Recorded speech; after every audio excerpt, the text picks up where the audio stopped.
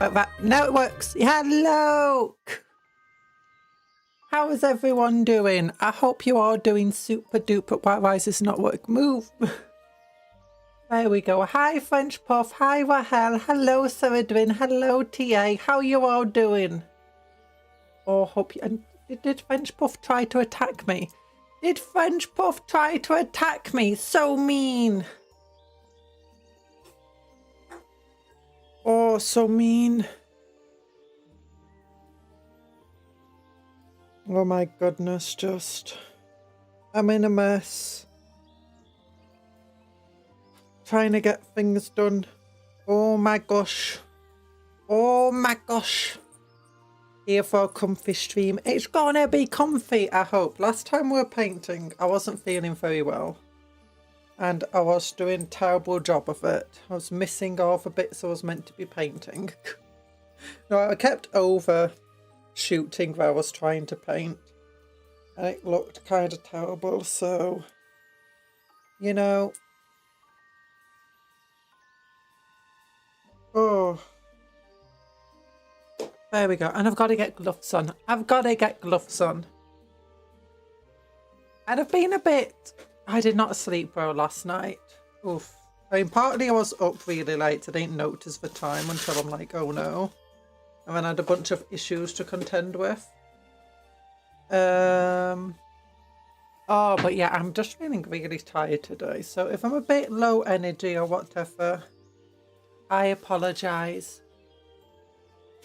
Password of the day. Anxiety. I woke up at 1 am.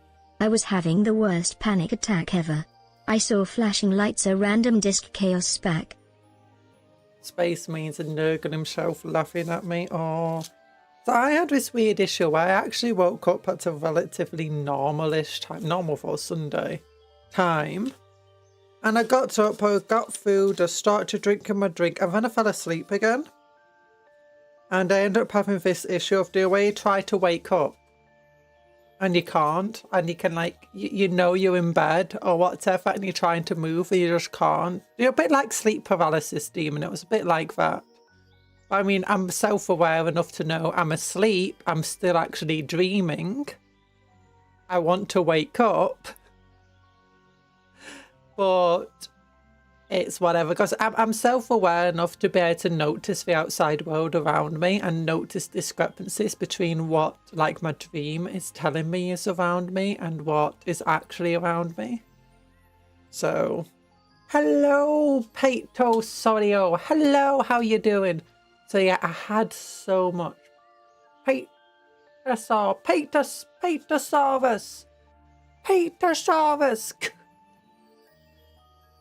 Oh, so yeah, I had a bit of a weird time it was. I mean, it wasn't terrible. But it's one of those things where I wake up and like, oh gosh, I'm aching now. I'm aching. I'm all achy, wakey, bakey. And then just the day keeps rushing away. It's like, I keep thinking I've got stuff to do. Or like, I've got plenty of time to do stuff. And then I don't. Is it, oh, I'm peaking a little bit. I'm peaking with my audio. There we go. Okay, maybe not that low. There we go. That should help. That should help. Yay. No, it is. Sorry, it's just my audio's a bit higher than normal. Yeah, there we go. Hello, Night Parade. How you doing? According to people on another stream, I've been chosen by Cinch. Well, I had a bird accosting me on that one stream on Friday. I'm gonna fly. I was chosen by both Nurgle and Cinch. Or if they're trying to attack me for playing Gesselanesh, I don't know. We got some stuff here. We got some stuff. Where's my hand cam? Where's my hand cam? Oh, I was shaking for 30 minutes straight. I hope you're feeling better now. I know what it's like just to wake up and just have a random panic attack. Oh, but... here we go. Here we go. This is a colour scheme we're trying to go for. And we're trying to do it mostly with contrast paints to make it as quick as we can. So that we can do this en masse. And this is what we ended up with yesterday with all our not yesterday, last stream that we were painting with all our experiments. Did I actually put Major's purple on this? I did, didn't I? Or was it a different one I put Major's purple on? No, it was this one. It was this one. I think maybe a bit more Major's purple would make it look nicer. So yeah, I'm thinking we need some Agrax Earth Shade on this model. It's not looking too bad. So what we did in the end, we decided we'll dry brush some Uriel yellow over it. Then we'll paint it with some, not that one. Where's my other yellow? I think that thing looks like the Indian flag. I love it. Looks like the Indian flag. Where is it? Oh yeah, then we go over with Iridan yellow. And then we go over again with Iron Jaws yellow. To get the yellow colour. I'm thinking we need some Agrax Earth Shade. Oh, there's also some parts I missed. Yeah, we didn't quite finish. We need to get some Baharoth blue into the joints. But I'm going to avoid doing that for now. As you can see, I tried doing the paint before, but my hands are really shaky by the time we're getting the blue stuff done. So it ended up going all over the place. And it's not too bad. It's like bits being glowy blue that we don't want glowy blue. You know? I mean, maybe they should be glowy blue. But we can just fix it. All it would take to fix it is put some Uriel yellow over. I want to just see, because I'm not quite happy with the colour scheme. Like, you can still see, but maybe it's parts I missed. I'm thinking we'll go with some Agrax Earth Shade over some of these parts where you can still see the base undercoat colour, so this colour. And that should hopefully help it look good. These are like some of the models that we've been experimenting on. This one was done with Nastrag yellow, I believe, and then we highlighted it with Iridan yellow. It was fine. This is just Nastrag yellow. This one is also just Nastrag yellow. So, one thing, we get some Agrax Earth Shade.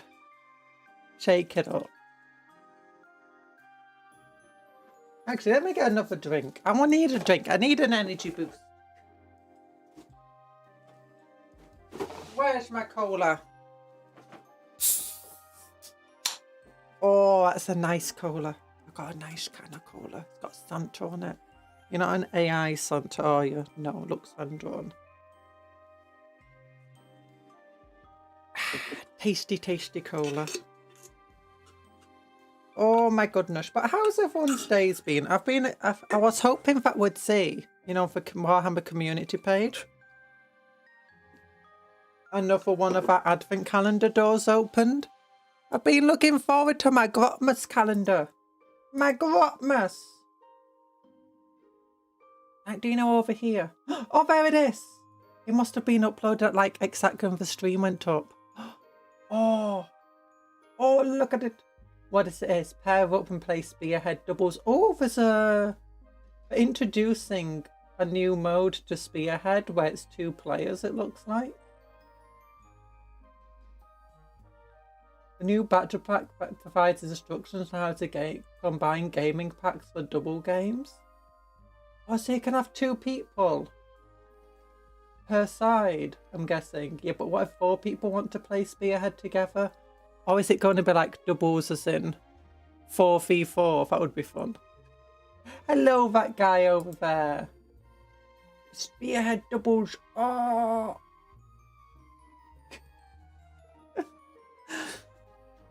Well, that's exciting. I mean, I don't play Age of Sigmar, so it's not that exciting for me, but I'm hoping other people are liking it. Oh, we didn't do the yellow down here or the blue. Okay, we're going to need to do some yellow on that thing. But since we're still experimenting, I wanted to do some more experimenting off stream, but I've been struggling to find points where I do not feel up to, you know, painting. Oops, I just whacked the camera. I apologise. Hopefully we can fix this.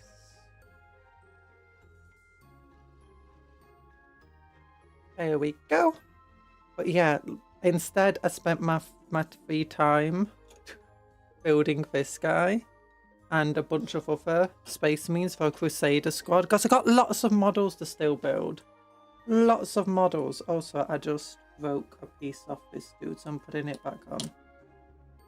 He's got a little lantern he carries with him. A little lantern. It's his emotional support lantern. Don't judge him. I like this dude. I gave him one of the new helmets, you know, from the spare head things. Upgrade pack.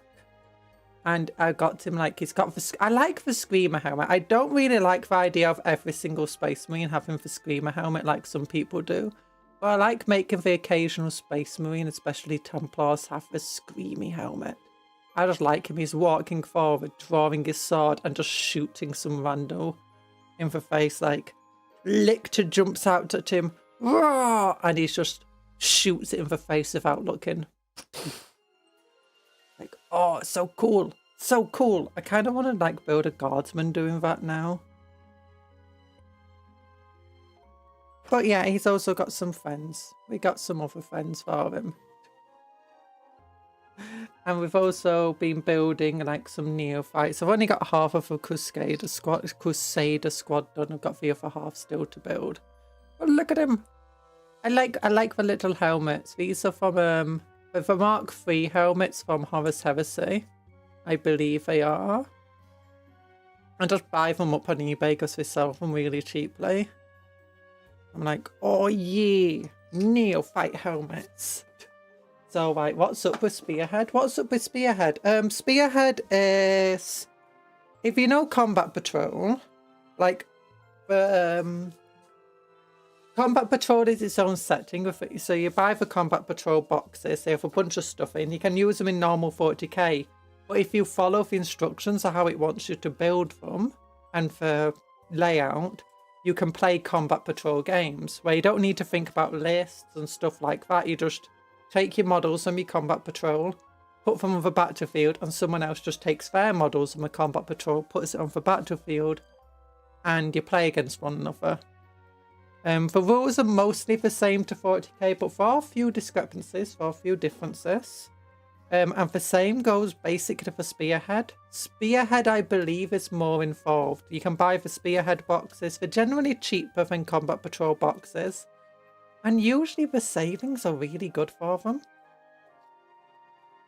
I really advise, if you want to get into either Old World Fantasy or Age of Sigmar, the Spearheads are just always like a really good thing to get. Like, I got 2 of the Goblin Spearheads for my Night Goblin army, which was for Old World.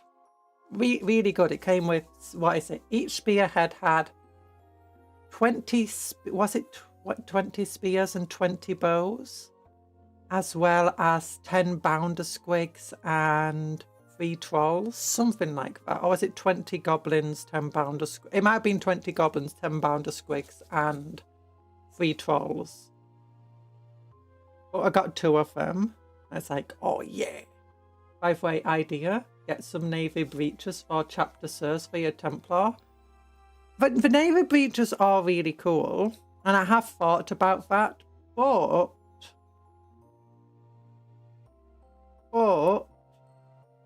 I bought the Krieg box sets. Both the Battle Force box set and their starting box set. And a bunch of Guardsman stuff. And they're meant to be for Templar serfs. I also bought a bunch of, you know, heads and stuff to replace the Krieg heads. I've not built many of them just because it's such an annoying conversion to do. Because for Krieg heads, normally, like with Space Marines and stuff, you can see here, you got a head, it has this rounded thing at the bottom where it puts in, and it's just got a hole. You basically just put the head in, and it's fine. You can turn it, whatever. Krieg, though, instead, they already have the neck and collar and stuff of the suit built up. And, like, even often, like, part of the head already on the body. and then you just glue the head on, and it can only face one direction. You can't have it turning. And the head also comes with a gas mask part that goes onto the chest. So when trying to convert them, I'm having to cut down and file down the body very precisely, as well as part of the resin head. And cutting down these resin pieces is very annoying because resin is brittle. When you cut it, it shatters. Well, forge rolled resin doesn't. It's a bit softer. It's very nice forge rolled resin, but often the model pieces I get, they're very fragile, they're very brittle, so when you're cutting them, they sometimes shatter so that it doesn't glue together well. But I already have loads of those models, so... That's a weird looking Tyranid. Yeah, these are the Tyranids. These are the Tyranids. We got a lot of work left to do on him. We're going to do our Agrex Earthshade. And I want a brush that I don't mind getting a bit broken up here. Is this the brush? No, it's not the brush.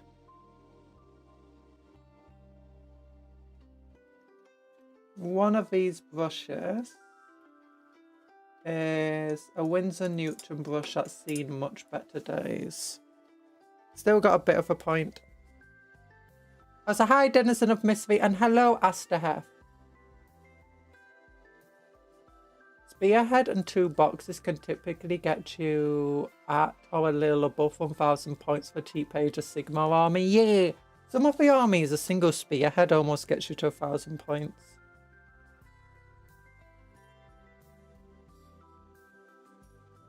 Oh gosh, and Nid's got me into Warhammer. My Hormagaunts are so badly painted. Yeah, Nid's got me into Warhammer too.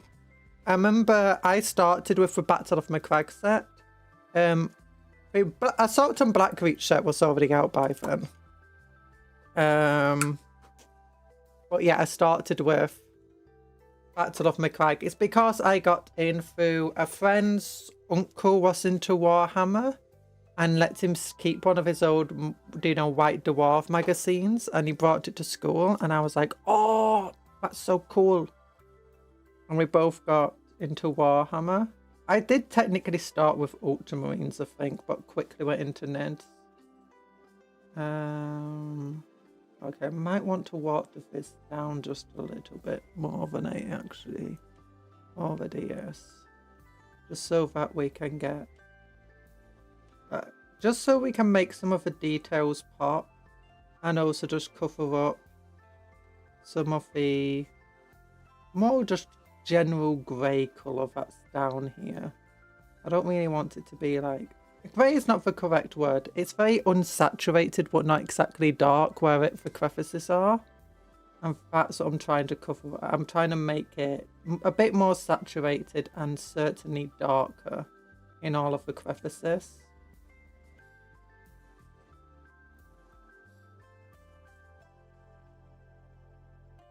Yeah.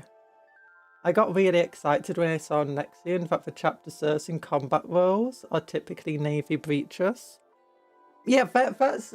I have thought about doing that. But... well, I don't really want to make an Imperial Agents army for Navy breaches. Because it is just going to be a terrible army. And it's not going to have any of the heavy equipment. Like, I really like Guardsman tanks. Like the Lehman Russ. And for Rogel Dawn. And equally we're getting the Guardsman Combat Patrol in the Combat Patrol magazine. I also really like horses and stuff. And what I really liked the idea for my Templars is that they often go into battle with their Templar serfs, and their serfs are all women. Like for battle ones. Well, not all of them, but most of them are women. Because they have this idea that they... of all their serfs and for their recruits, they basically don't say only men can, what's it called, train to be a Space Marine. Instead, what they do, they just put everyone through training. Or through the tests, sorry, not training. They put everyone through the tests. All of the men that pass the tests, or the boys, because they're young, get put into service as trying to turn them into Space Marines, while all the women that pass the tests They go, okay, we're training you up to be a soldier. We can't make you a space marine, but we can make you the next best thing. And that, well, maybe not a Sisters of Battle because, you know, we're not for church. We don't have that authority, but we can at least make you a serf. And that they go into battle riding horses. Like, so we get proper knight charges. And I like that idea. Some of the men that fail the tests, when they grow up, they sometimes show that they've actually, in their maturity, they've managed to become good enough. But at that point, they can no longer become space marines, so instead they get put into the army. Hello, Tony, how you doing? Some armies have 2 spearhead boxes, so one 1,000 points army on more or less than $300. Yeah, in Britain you can get spearheads for like 60 quid if you don't buy them directly from Warhammer's shop. I really like that. I'm thinking maybe known oil will be better, just to make it feel less dirty.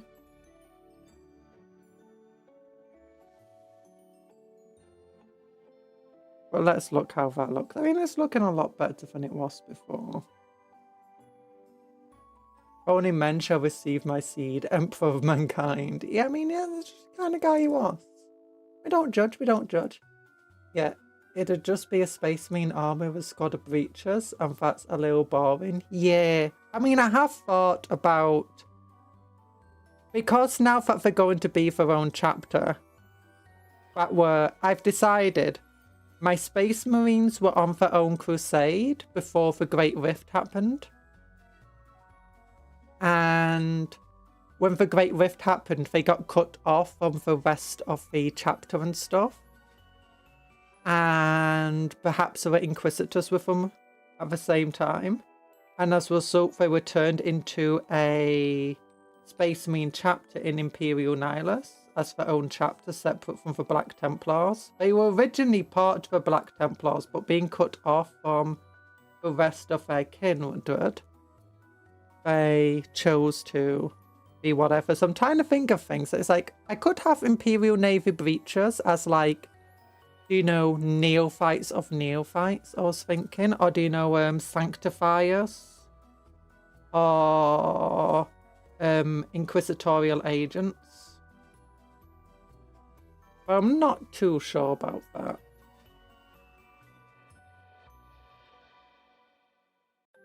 How are you hanging? Also, the other thing is, Imperial Navy breachers don't really have much of a role in a Space Marine, especially a Templar army. It's like, you can have a squad of scouts with the start T shotguns. They've got more range, they hit harder, they're tougher and harder to kill, they have infiltrate. It's having not even that many more points than just Imperial in Navy breachers. So it's, but yeah, also it's just being Templar, they're inspired by the Crusades and stuff like that, and knightly orders. So it makes sense to want to, you know, have some horses doing cavalry charges and stuff in the army.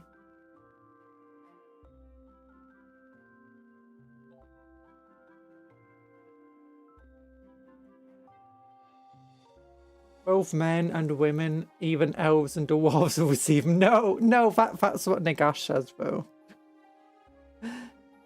Are we winning? We're winning! We're painting, rather.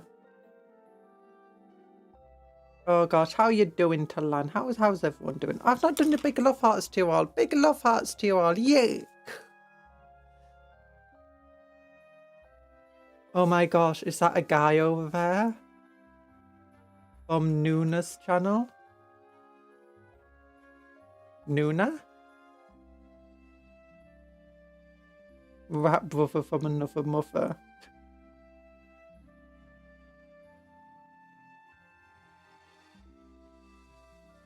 Oh, but yeah.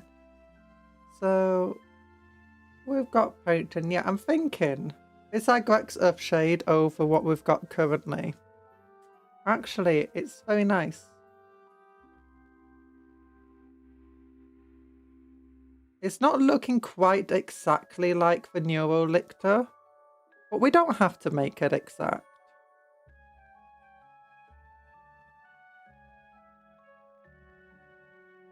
Sigmar talking even for women and children for the Stormcast Eternals. No!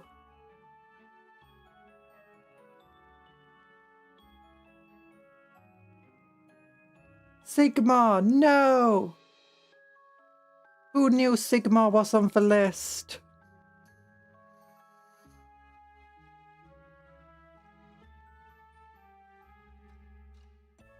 Actually, wait a minute. The Space Marines also take children, never mind. In fact, they prefer children when it comes to giving them the seed. Oh no. Some of the chapters, like the Space Wolves, they actually do turn adults into Space Marines, but they have like such a low chance of success. You're most likely to die from it. It's like, what? No idea how custodies work, and I hope they don't really fully explain it. I liked the mystery that custodies used to have, and I'm a bit sad about how most of that mystery is now gone. They are still a bit mysterious. Okay, now that is actually looking a lot better than before. We might need to go back over a bit of a highlight, but we can actually keep the highlight to after we've done for blue, because I'm likely to make mistakes doing that blue. Sigmar took children, not waiting for her to grow up. Took a child, just to sap her into an adult, gave her armor and a warhammer, and points at a demon to go and fight. Oh no, Sigmar, you're so mean. I just got home from work. Ooh.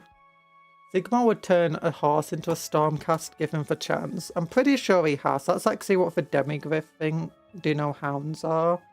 He just took baby horses and dogs and just turned them into Stormcast, and he's like, this looks weird. That's not what it was meant to do, but okay. I'm making that up, by the way. Say what you want about Sigmar, but he is not. Oh no. He's not a gooner.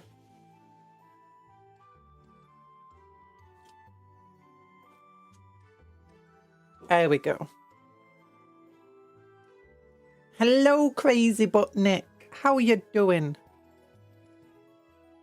I mean, did we do any of the other Major's Purple on any of the others? I don't think we did. We didn't.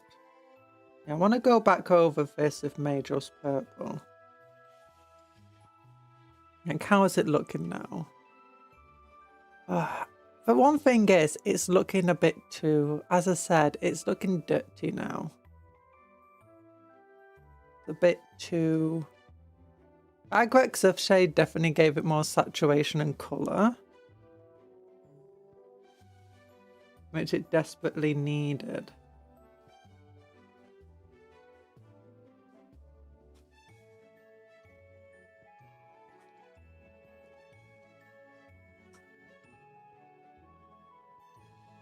So let's go back over, because I'm doing a test thing here. I just want to see how will it look if I then just gently highlight it.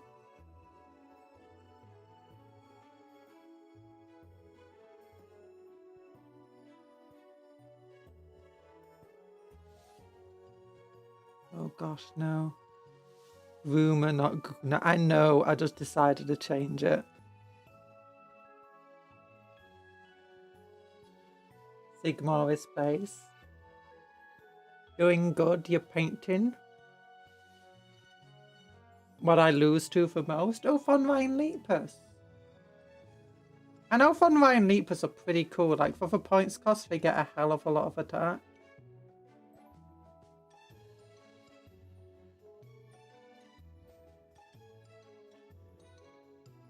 And they can get in very quickly if you're not ready for them. Okay, no. Don't like how that's looking. Just meant Tyranids. Oh, Tyranids.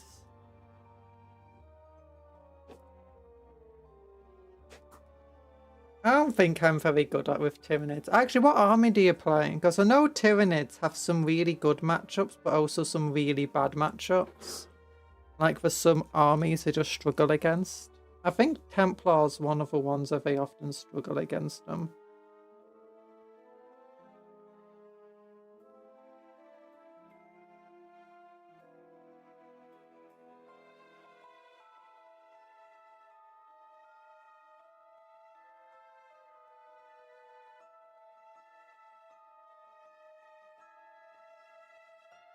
You kind of want the Leapers in Kill Team. I thought the Leapers were in Kill Team.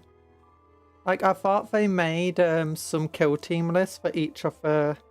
Not each of them, but for Gene Stealers, Hormagaunts, and Von Ryan Leapers. I thought it was. Before they finally gave them, do you know, for Raffiners? Spam or Elites are good against Demons. Oh yeah, Khorne and Demons, yeah. Because you go for the big Bloodletter armies, don't you? So having lots and lots of what's it called? Squads to deal with, infantry, is not going to be good for you, especially if they're fast moving, which Tyranids are.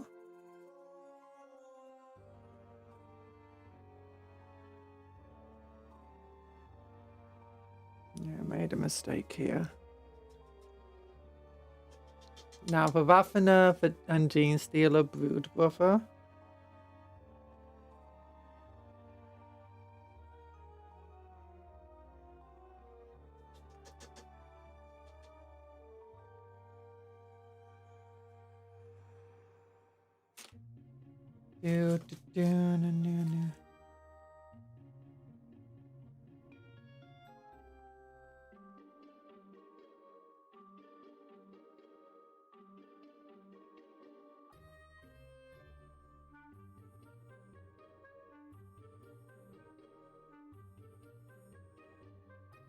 Oh no.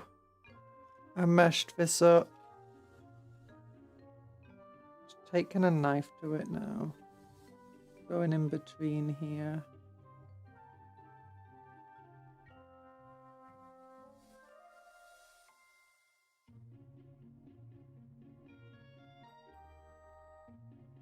Just to get the unwanted upper layers out of there.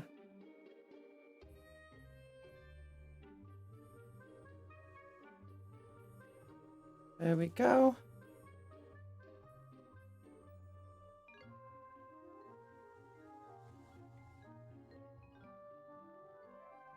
Yeah, still a lot of work that needs to be done on this guy.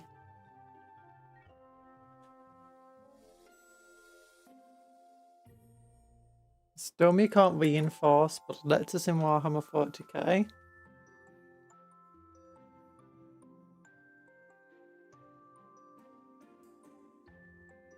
Oh, what's this? A big monster that just came out is awful. Everyone couldn't kill it in the campaign and upgraded. It was even worse. Oh, what's this? Sorry about big monsters.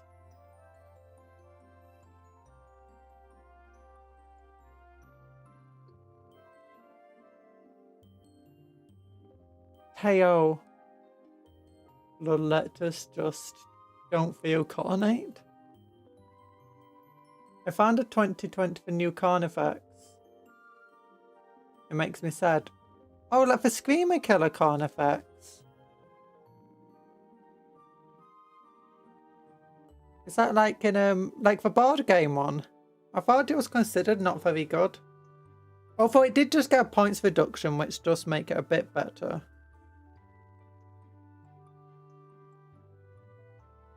I found a 2020 start collecting box for Oddmech in a local store bargain bin. Those things have practically gone out to cycle. Ooh, what's in for start collecting box? I've got for Old Combat Patrol that has the Onagadrun Caller in it, 10 Skitari Marshal, and 3 Cataphon Breaches.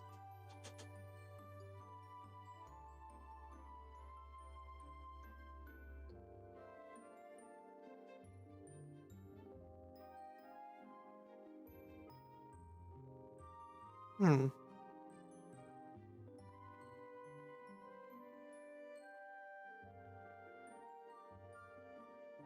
Yeah. It could shoot and it had torrent. It could shoot and it had torrent. But new for Screamer Killer can shoot but it doesn't have torrent.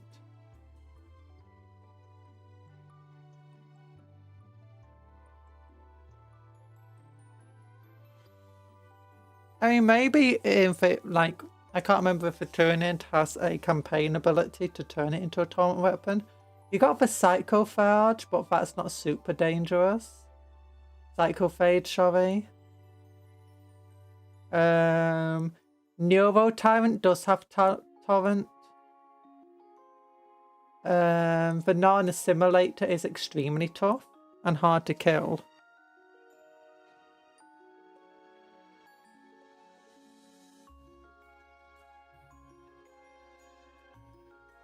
That has like an anti-tank attack, long-range attack, but I don't know if it has a torrent attack as well.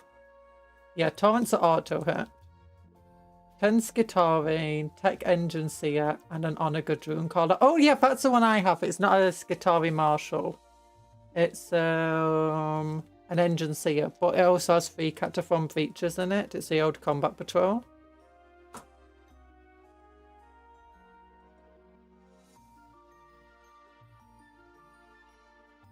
I'm guessing the Combat Patrol just copied the Getting Started and...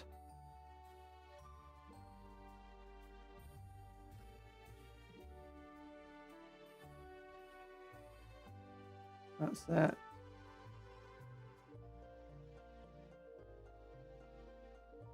The local river has torrent, but y'all wouldn't know that.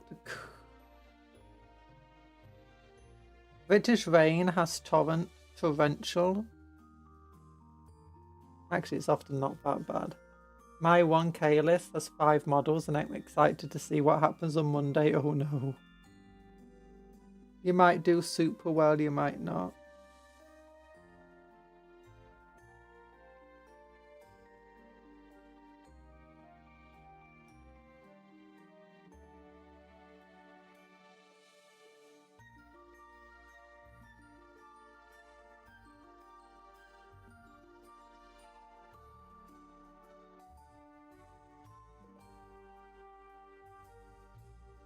What did it look like? Was it on its hind legs?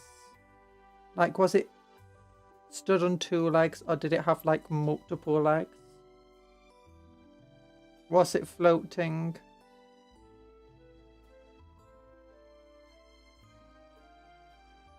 Was it super big?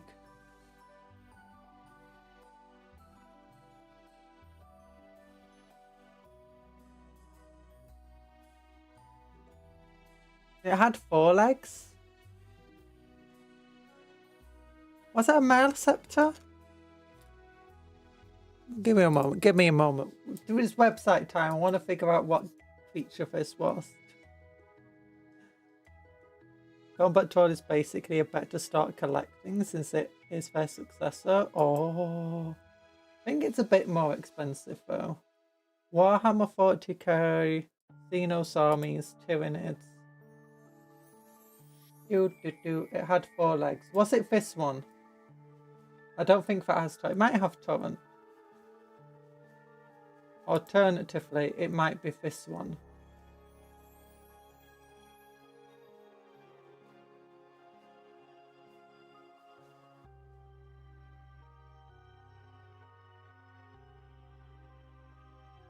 They're starving. Oh, so it was 2 legs and 2 in the air.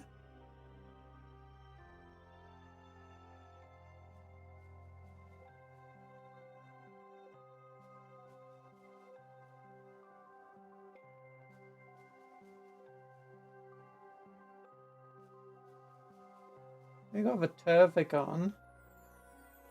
We got the Tyranids. That's not new by any means, so that's super old.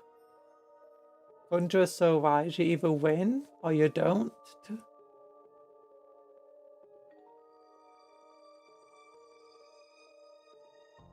We got the Psychophage isn't hard to kill though.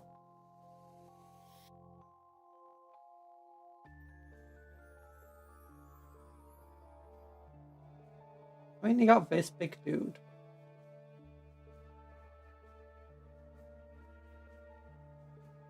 It might have been that. Wait, which one were we saying it might have been that? Is that named? No.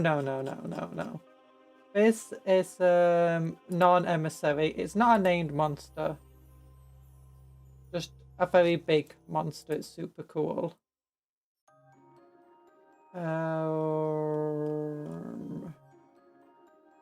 What's the other one? The Tyranids is basically an anti-tank thing. But it's a shooty one. This one is one that spawns Formagants, as you can see here.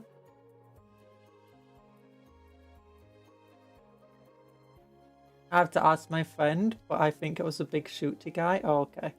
Hello, Mercury. You just came back from listening to Messaging Our Music. It's a shame. And Ain't No Woman. Oh. I hope you enjoyed your music. I'm assuming you did. You often enjoy your music. There you go. There we go. We're just getting a bit more of a shiny Madras purple on this. Really like the sheen it has on it. The Tyranid carapace. Looks wet even after it's been long dried. Oh gosh, my hands are a bit shaky again today. But it's fine. We're doing Tyranids. They don't have to be very, exacting with the way that you paint them. In fact, it's often best when it's not.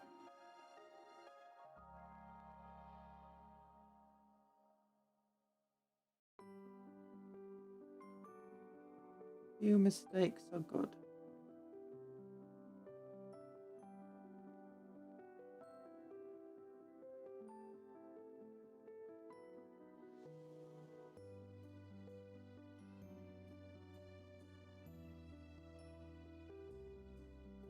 There we go.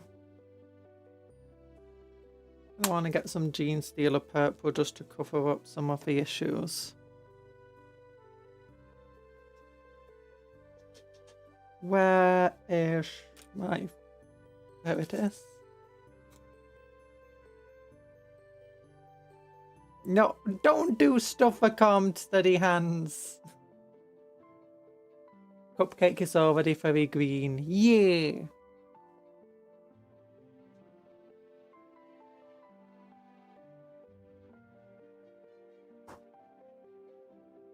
There we go. One of my favourite Tyranids is probably for non-emissary.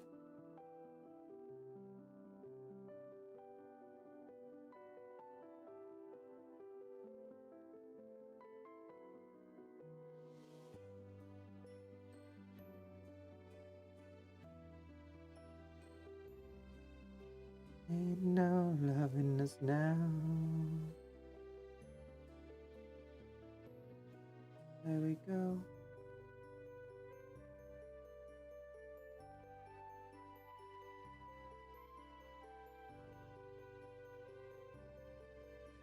Yeah.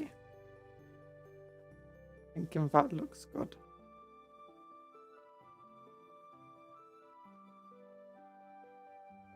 Just wondering how the heck has it got this looking like I wanted it to though.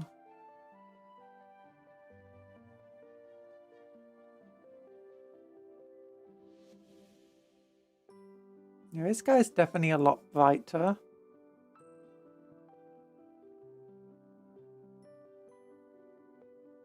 Maybe some iron jaws could help it make it look brighter.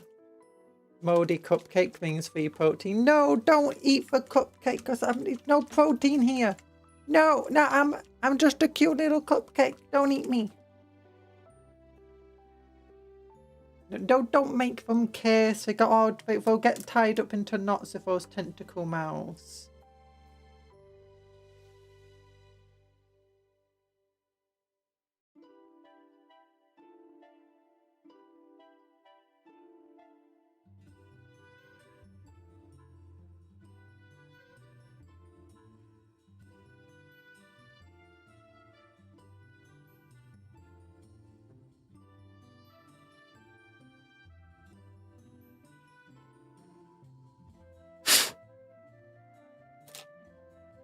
That's way too much just on the brush there.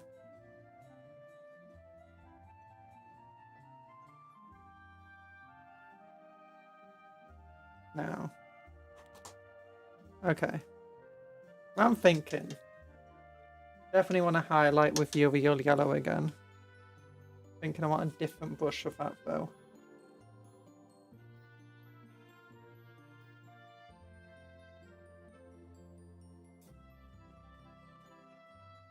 You'd either be fighting against Tau Kroot again or Space Marines. Ooh. How are... I imagine you're gonna go listen to Fire by Ohio. Oh, goodbye, Mercury. It's nice for you to pop in. Hope you enjoy your music. Yeah, I'm just gonna lower the camera a little bit so I got better. That's a bit of an angle. There we go, then refocus it. I just want the light to be closer, is the main thing.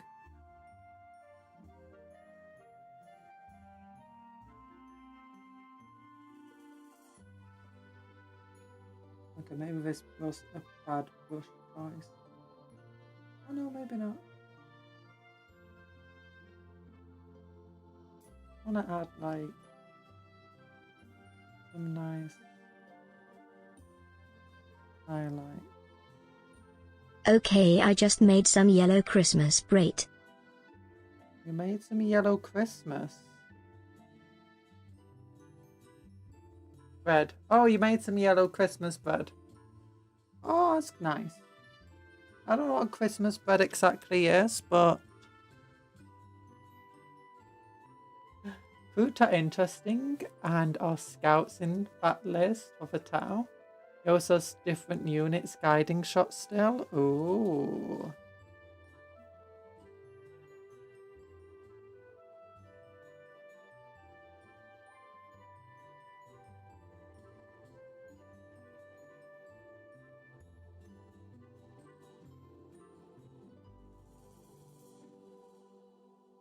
I imagine the Space Marines might be easier to go against since they're less likely to have as many units. Meaning your relatively small army should have an easier time trying to control the enemy's army.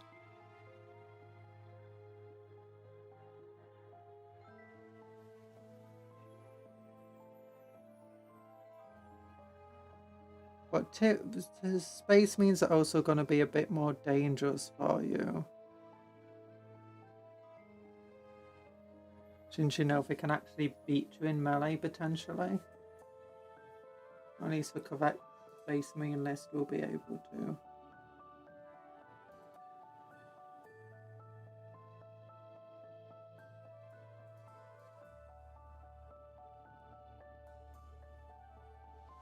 This is looking terrible.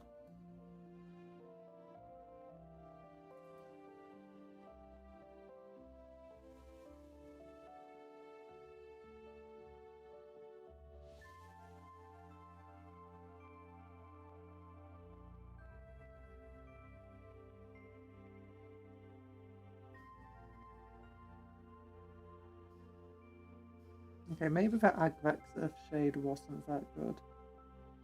I like the idea of them being brightly coloured. Yeah, I'm thinking I don't like the aggressive shade on them in the end, actually.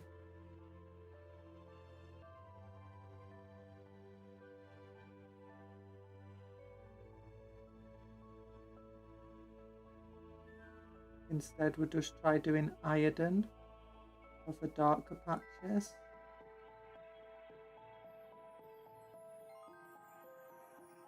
Cupcake. Tlin is being xenophobic again. He is mean. You're gonna bully every single recruit. It's a 40k universe. Everyone is mean. Don't worry about it. You're a recruit. You're tough. You're strong. Just eat Talan and steal his xenophobia. That's what you need to do. Gain his xenophobic power for yourself. That's what recruit do.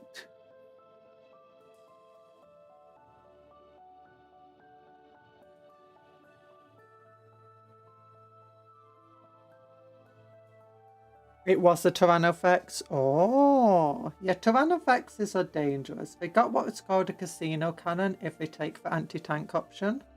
It's not actually a casino cannon, but people call it a casino cannon because it's very, very powerful, so it has massive damage potential, but it itself is kind of weak.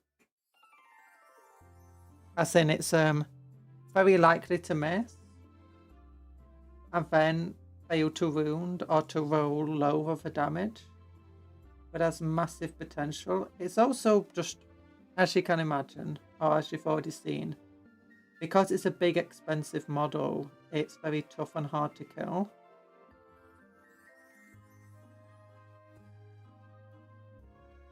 I think it's like the meta model for Tyranids right now.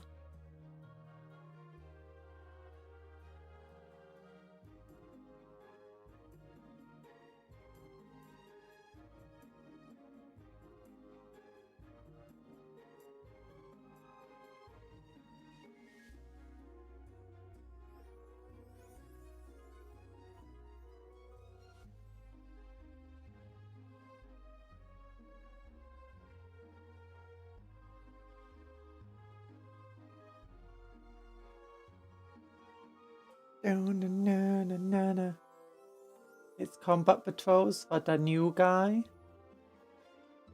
Oh. So you can't just play with your giant demon prince, your bloodlet army. In honesty, that's fair. New player needs.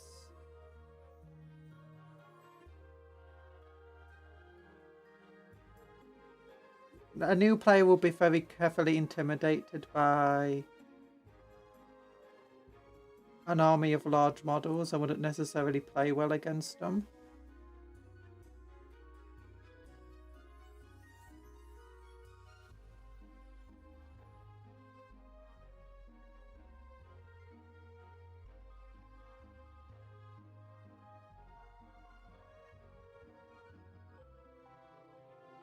Okay, I don't want to do this. Cupcake.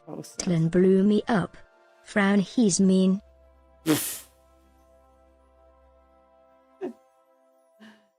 Oh no, he has explodey powers. Khan's combat patrol is meh, is it? Oh no.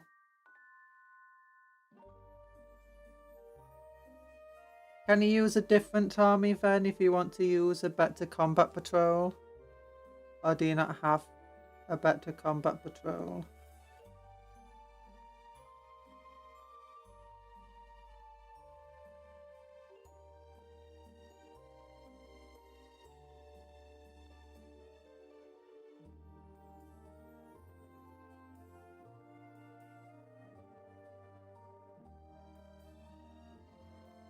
Let's take out Conjuror's video to see what score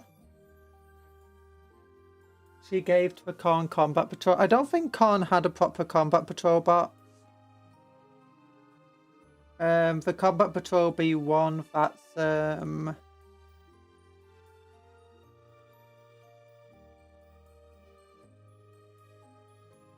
well, it doesn't have a box, but they've just given rules to, if you have these models, you can use it as a combat patrol in the combat patrol setting.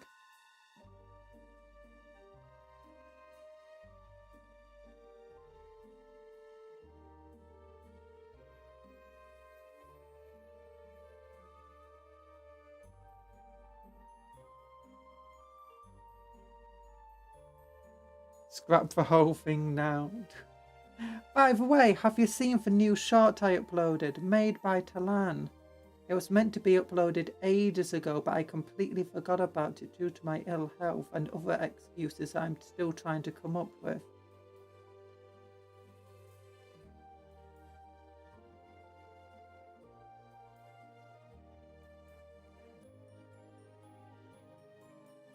I don't actually have a different yellow, do I? I feel like I'm using a wrong coloured yellow here. I know I've got dawn yellow. No, I don't have another colour of yellow. Not here. But I might have another colour of yellow over here. Ooh, actually, is that another colour of yellow? Ooh, Avalon Sunset. Ooh, that might be good, actually. Can we make a law protecting puff cakes from being abused by rats? No.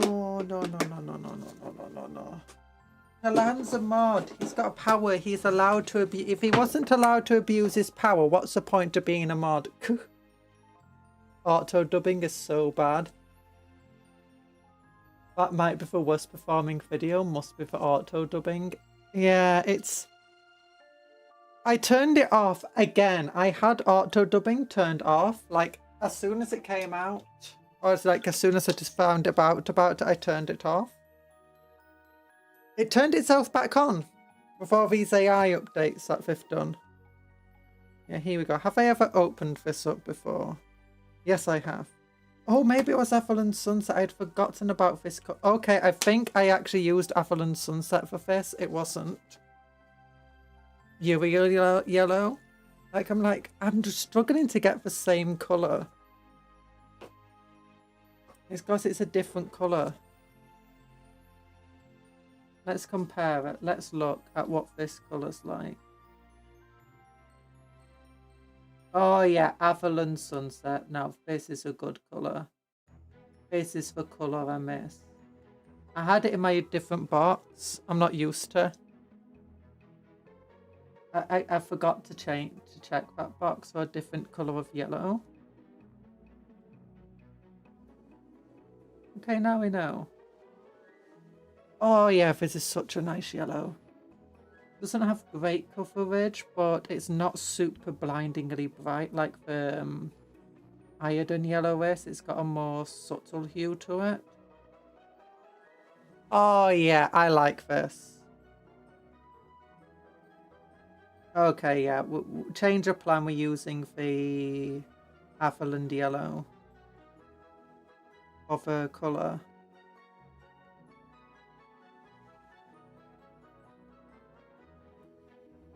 Avalon comes to save the day again, as always.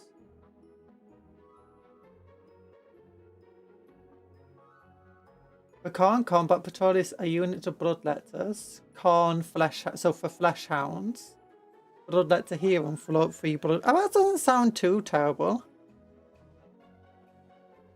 I know the flesh hounds aren't that great, mind you. But blood crushers are pretty good. That Tyranid looks so colourful. It's amazing. Thank you. Yeah. Yeah, this... Oh, actually, it's not got the best coverage, but it's really not bad, actually, for a yellow colour. And unlike a lot of yellow colours, it goes on very smooth. It doesn't have the same issue of being streaky when you put it on for the first layer. Or if you just don't have enough on your brush, but you don't want to go on too thick. That's the issue. Oh yeah. Oh, that's nice.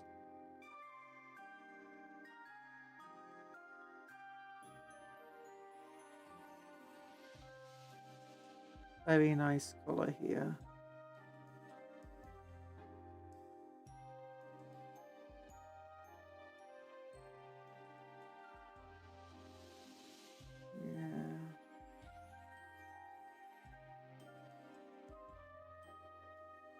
Well, actually, that's not too bad. Yeah, it's covering up the mistakes from with the blue and stuff really isn't too shabby with this colour. I completely forgot I had this one. Oh my goodness. Why am I such a silly Billy? Yeah, this is perfect.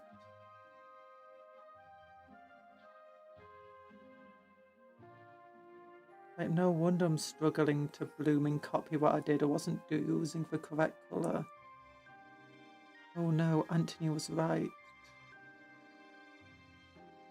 I would forget.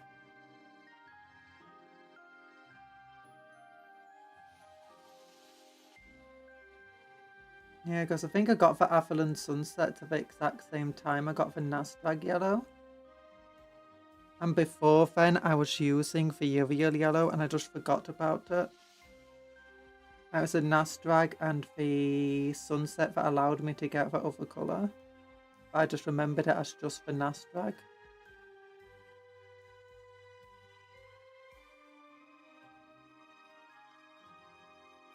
It's still a bit bright where we had the other yellow colour.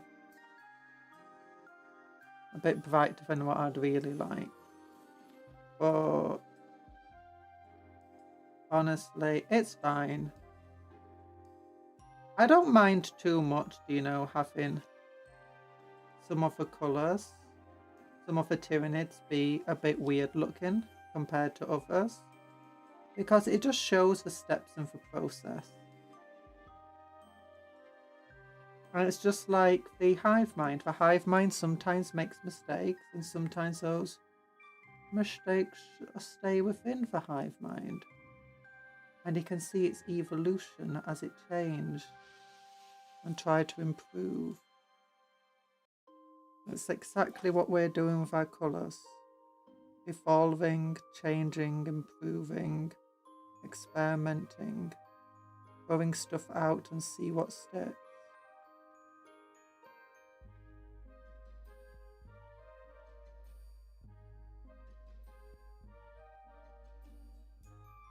Yeah. I think maybe we can do a watered down iridescent contrast to see what it looks like afterwards.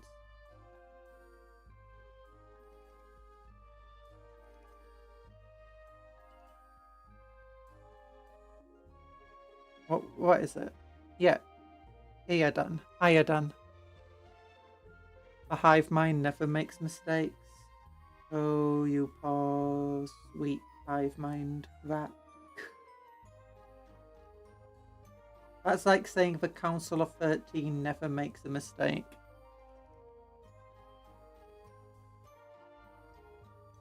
Triggers to learn. The Council of 13 never makes mistakes. They're perfect. Perfect.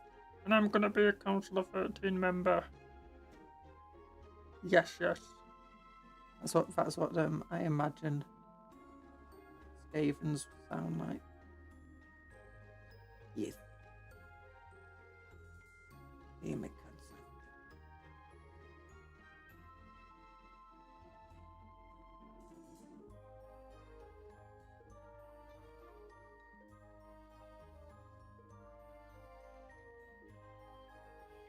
There we go.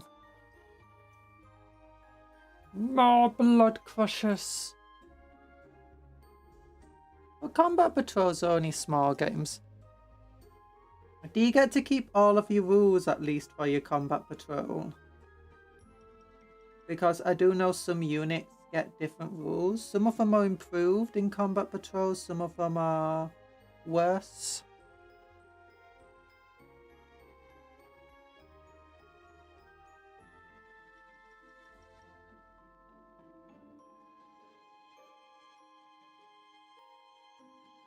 Some of them stay the same.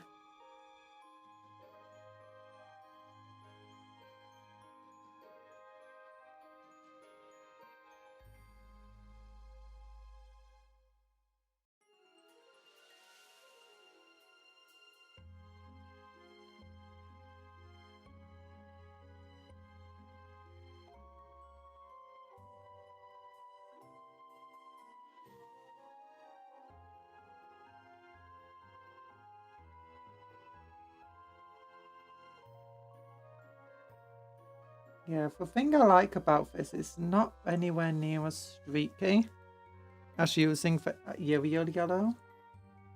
And it doesn't quite get to the same level of brightness.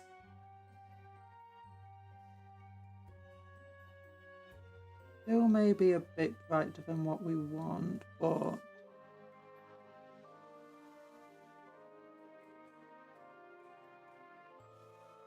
it's just so much smoother.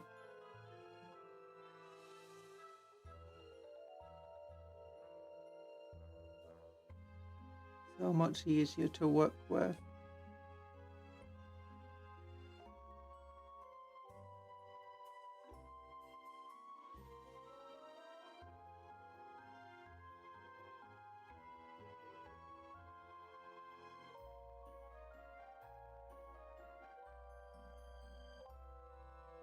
Let's cover this up.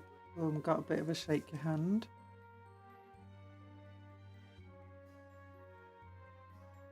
Just breathe in and calm yourself. Might just be nerves.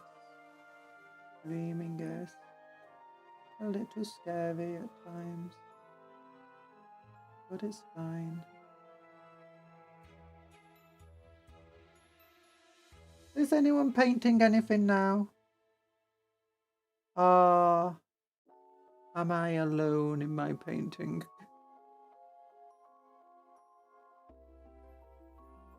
Or what's your big projects that you've got planned? Or, you know, you might be painting, but you're not painting right now.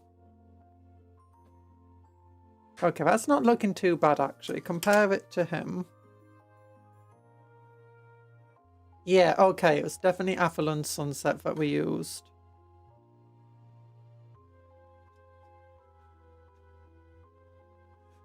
So let's put the Uriel yellow away while we remember. And I'll put the other yellows I don't want to use away.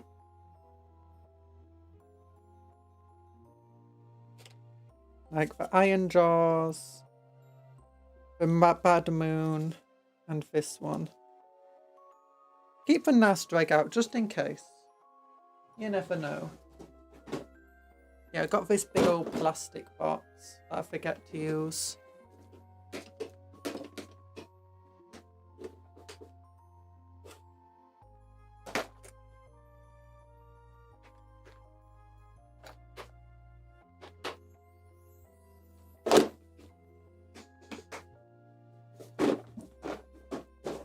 There we go. Not painting at the moment, but I do have a Captain Ferren model to paint and loads of Tyranids. Oh, which one's Captain Ferren?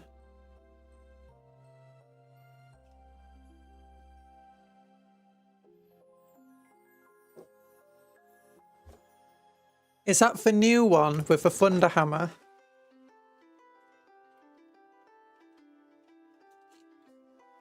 Yeah, that's a new one. Ferren Alos. There's a named character that I really want to get the model of. Painting Stormcast Annihilators. Open faces are harder than I thought. The start. Oh yeah, the starter bus are really difficult to paint with. I advise, if you ever get the money where you want to splurge on a brush and you just want one for details, get either the 00 Winsor & Newton or equivalent like a sable brush, or get the 001.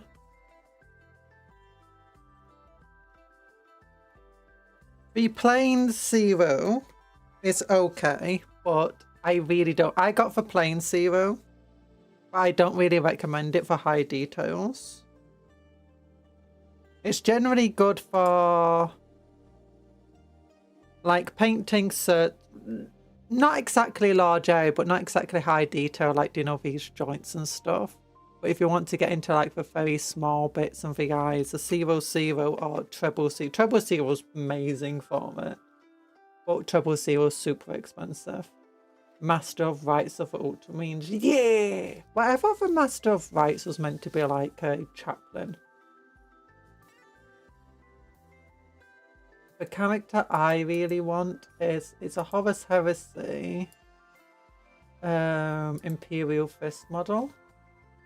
I think is super cool. It's actually plastic. I thought it was going to be resin. Fafnir around, yeah. Super cool. I love his power axis. And his shield. And just his armor in general. Like, what? Might not get to. I might just decide to get someone else. But I've got like a bunch of marshals and stuff to build, so.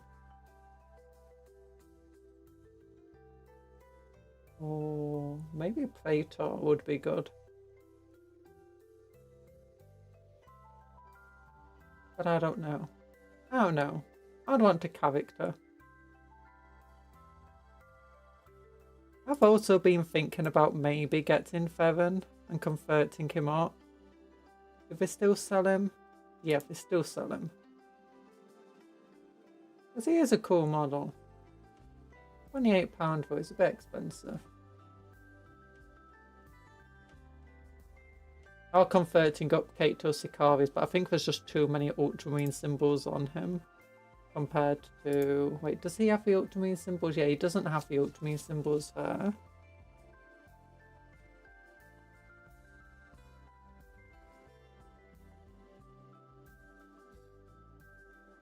I like how the only chaplain with jump pack is a Blood Angels one.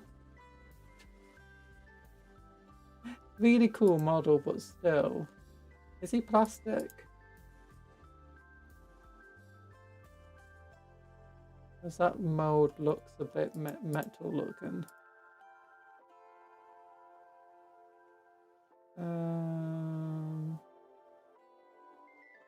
Yeah, I'm assuming he's plastic.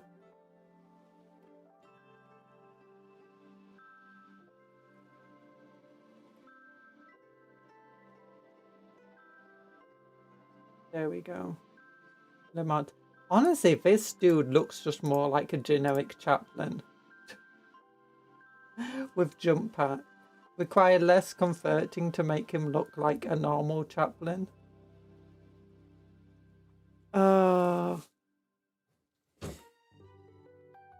Yeah, with a standard brush. There's a few things I advise if you're using the starter brush and you want to paint faces, especially like in an open helmet, paint the details first and then go over top of them.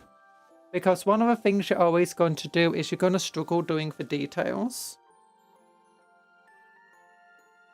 So you're always going to go outside the lines. So it's often going to be best to do the smallest parts and then just work around those small parts. It's easier to work around them than it is to fill them in.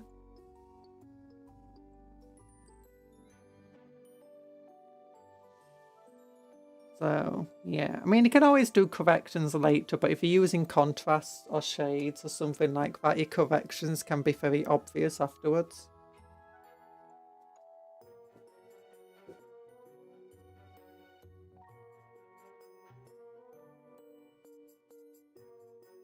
I'm gonna just do...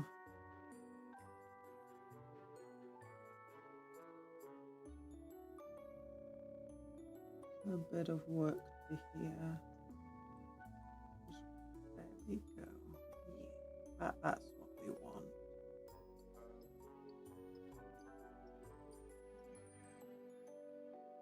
Yeah.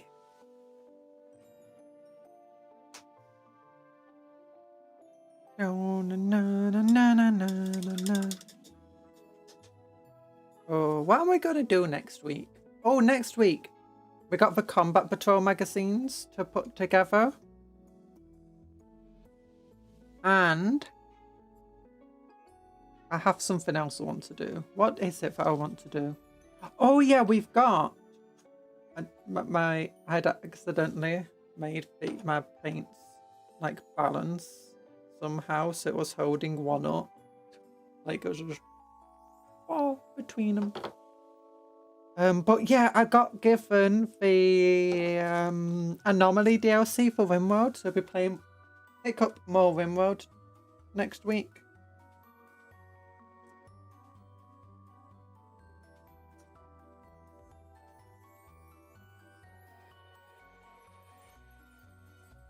Okay, we'll put him to one side for now. And think, I'm gonna go through each of these models and dry brush over them. Apple and Sunset. These guys are a bit weird. Look how bright he is compared to him. It's fine. It's fine. Once I get some blue on him, it should be good.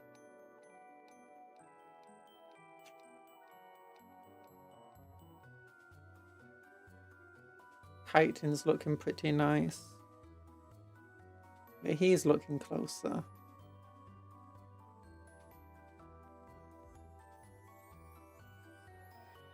Hi, Crafter Knight, how you? Oh no, Crafter Knight, how you doing?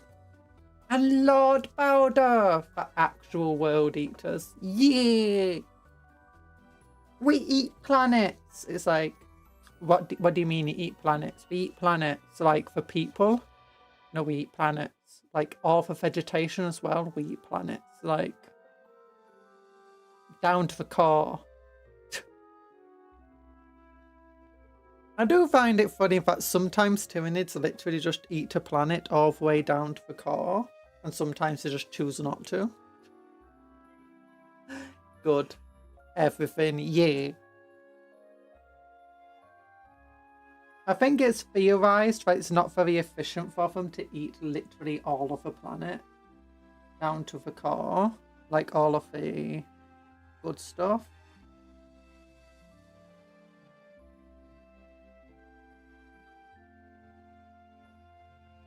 And as a result, they only do it when they're like really desperate for food.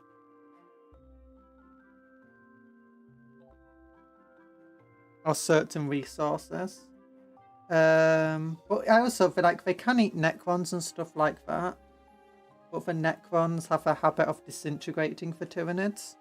But that being said, the Tyranids can also eat the air and the ash and stuff like that. So it's just time consuming for them and energy consuming. The more they try to eat of a planet and the more resources, less actually they're going to get out from it. They generally just want to eat the easy stuff, which is often why the planets can still be salvageable afterwards by the Imperials. Like, the Imperials have reclaimed a lot of worlds that are devoured by Tyranids. Are there death worlds out there that are so hostile the Nids wouldn't screw with them? Arguably, yes. But it's very likely that the Tyranids would at least try to. And try to learn from the death world and evolve. But one of the things is like why the Tyranids aren't completely unstoppable. And why they don't just like make an entire army of Swarm Lords. Again, it's down to efficiency, or it's believed to be, in which the amount of like effort it would be to make like these ridiculous monsters and monstrosities of a hive mind and keep control of them all. It's just so much that it's just not worth it. It's better just to make lots of smaller weak stuff. But a death world doesn't have to worry about things like that because, you know, it's not a hive mind. As a result, if they just have a bunch of things that are swarm ward level, and they just evolve naturally and just get born naturally, the Tyranids might have an extremely hard time combating them.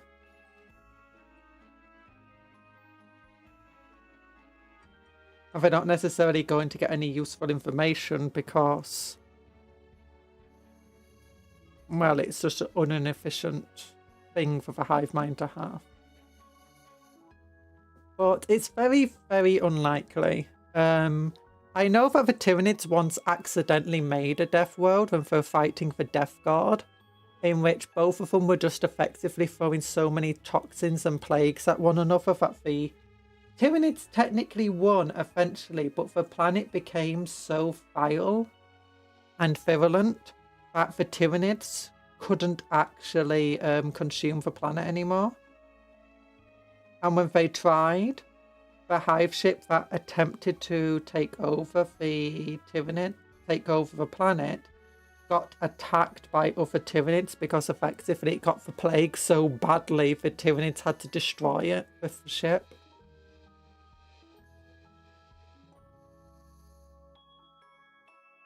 So in that circumstance, yes. I also believe there's like certain acidic planets where, you know, the Tyranids just can't survive really on it for the length of time they'll need to consume everything. But the funny thing is, the Imperials do live on those planets.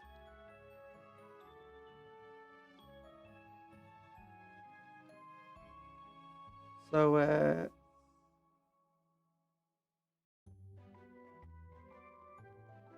but again, it's not really something that's, you know, you can consider normal for Tyranids.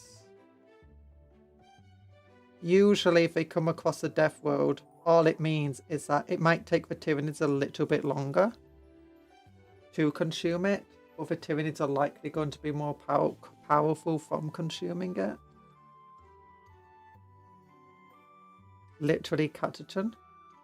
We actually don't know if the Tyranids would be unable to consume catachan. They could, in theory, but I don't think the Tyranids have ever been there.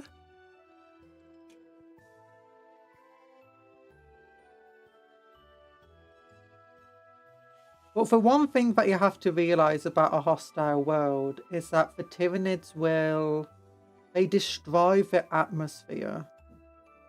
They make it so living on the planet without, you know, complex rebreathers and stuff like that is pretty much impossible. They are also organised on a ridiculous level. And it doesn't really matter how hostile the life of a planet is, because you're generally not going to find the life of a planet is going to be able to fight off an army that can devour worlds.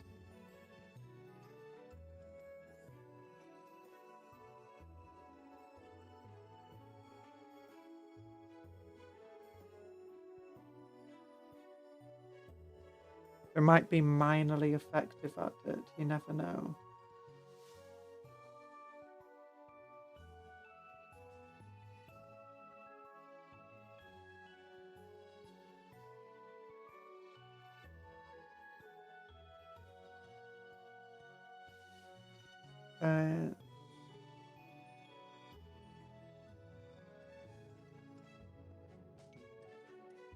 Some of the creatures on Catachan may actually be ancient Tyranid life forms that have been separated to the hive mind for millennia. It's possible, yes. More recent lore kind of suggests it probably isn't, due to the fact that when Tyranids are disconnected from the hive mind, they usually don't survive very long unless they're gene stealers. But that being said, scouting fleets might be evolved to survive. And von Ryan Leapers were again a race of creatures that existed before the Tyranids.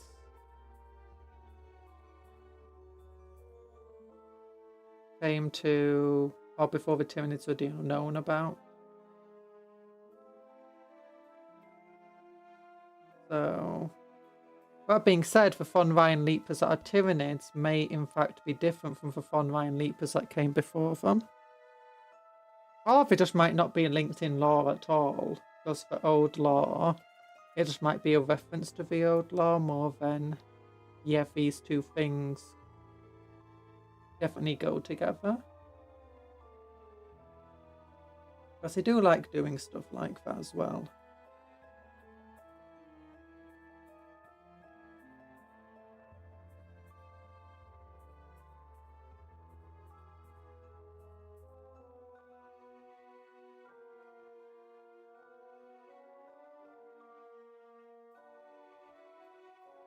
The thing with the old lore is that especially a lot of it, it wasn't written in such a way that it's specifically saying this is definitely true.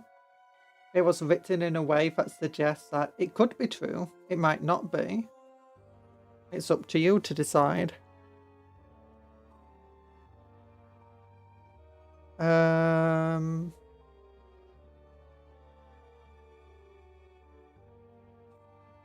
So there's actually never really Very rare old lore gets truly retconned.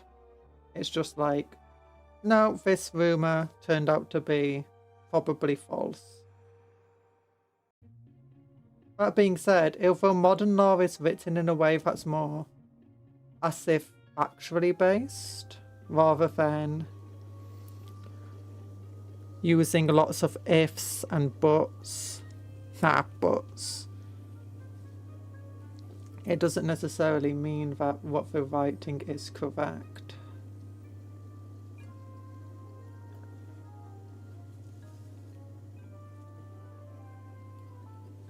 The Imperial scientists are very often wrong.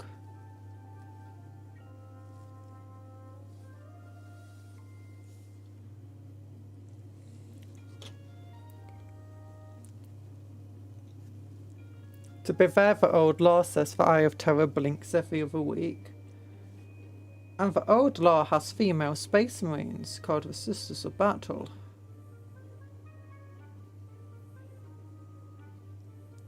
To be fair, before the Eye of Terror, you know, exploded into a rift, it did pulsate, and it could be described as blinking. In which the Eye of Terror, the space around the Eye of Terror calms down, and sometimes it's not so calm, and that is still current lore. That is still a thing where the Eye of Terror does calm down, and when it doesn't calm down, oh no, it goes back to being all dangerous and ragey. And when it's calmed down, it's still very dangerous. It's just... And it's actually when it's calm, when the Chaos warbands come from the Eye of Terror, because it's very hard to escape the Eye of Terror. But when it's calm, you've got a chance to escape it.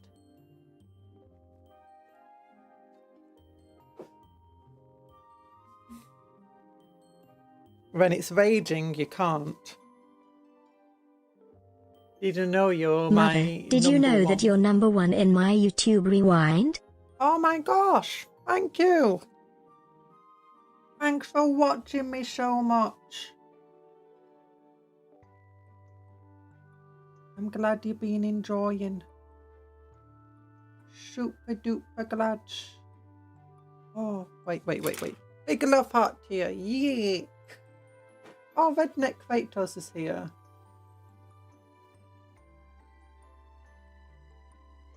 Oh, you even beat out Nimmy Nightmare and some of the bigger streamers? Oh, impossible!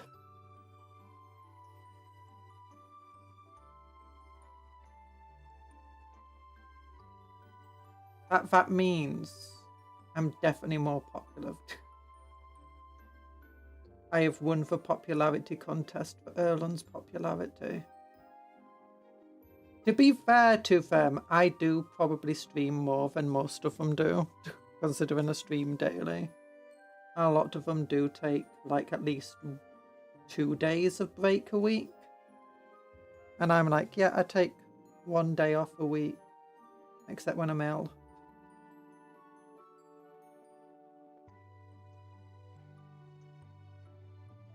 Oh gosh.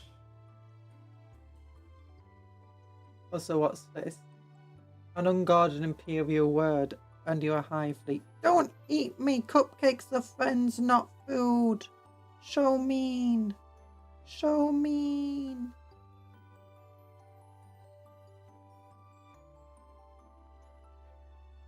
There we go. Everyone wants to eat cupcake.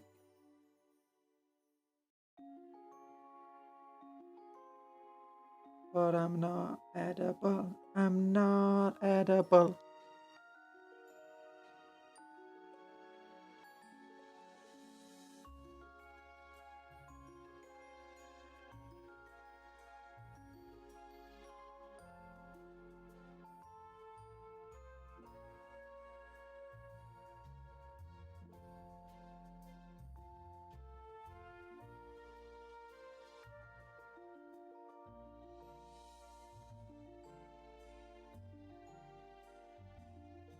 There we go. I think I could hear a deer outside just then. Anything is edible to no, Tyranids no. Cupcakes are friends, not food. I gave him a memo and they replied, yeah. It's true. I've sent some big hugs and some gene stealer emissaries. And they're like, no, we're not gonna create the cult. We just wanna make sure you know that we're not gonna eat you. And I'm like, yeah.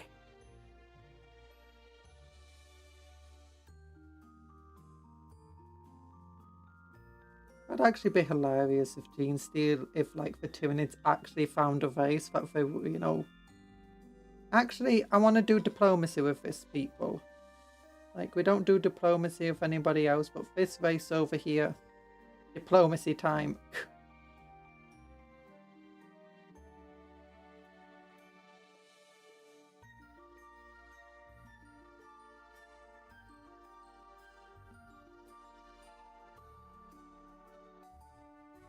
Oh my gosh. Imagine if this were like a race of the Tyranids couldn't actually eat them. Or eating them was actually a bad idea. For whatever reason.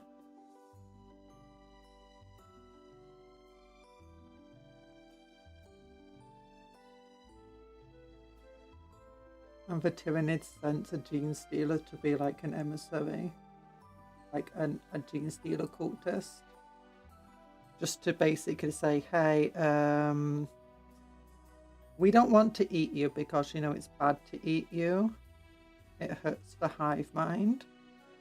So we don't see any point in destroying your world. We can, we just won't eat you. But we're not going to gain anything from it. So how about a non-aggression pact? We don't eat you. You don't hurt us. Potato, potato. My guy's looking nicer. Yeah, this Avalon... Thankfully, I rediscovered my Avalon Sunset. Tyranids are cream-filled cupcakes, maybe.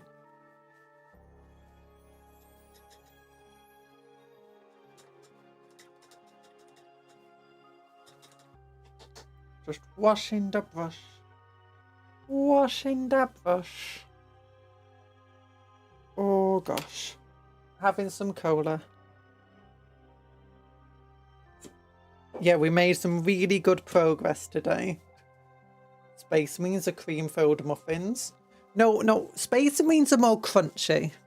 I'd say Space Marines are more of the equivalent of, do you know cream egg? Actually, no, Cadbury cream eggs suck now. What's like crunchy on the outside, soft on the inside? Actually, it goes like crunchy, hard, then soft. That's what Space Marines are like.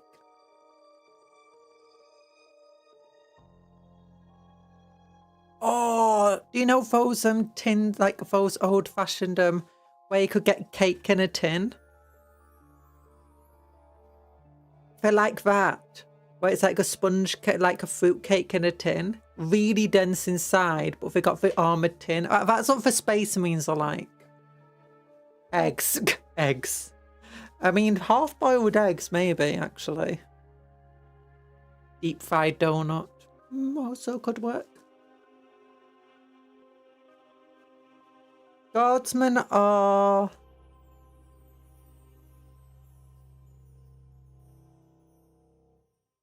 I guess like fruitcake. No, not like fruitcake. What's something that's like crunchy on the outside? No, crunchy on the inside a bit. It's like eating a chicken wing. Yeah.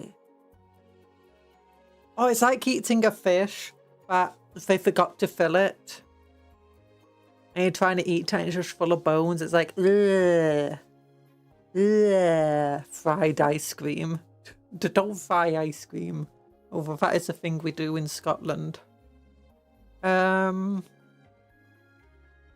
Deep fried ice cream. Deep fried Mars bars. Oof. Spanish people deep fried. No. Spanish people deep fry ice cream. Oh, I never knew that. I know that there's like a fried ice cream where it's like a wrap in a way after it's fried.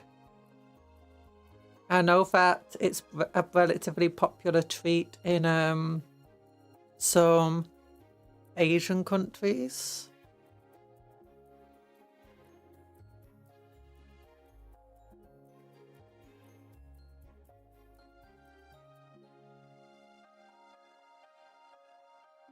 It comes like a wrap, and you wrap it up, and then you put like more ice cream inside the wrap, or you put something inside the wrap like strawberries or whatever. But the wrap itself is basically just fried ice cream. I swear I've seen something like that.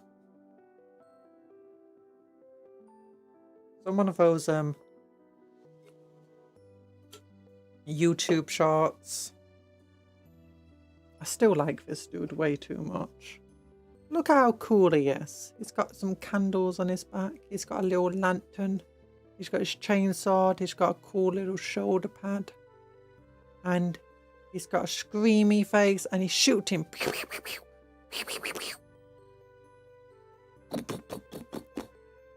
Runs past Tyranid Prime, doesn't look at him, just shoots him in the face. That reminded me of an old British TV chocolate bar advert where a guy describes armadillos as crunchy on the outside and chewy on the... Oh my goodness, that sounds horrible. At least he wasn't saying pangolins. Oh, pangolins. I love them. But they're going extinct because people keep hunting and killing them. But they're so cute.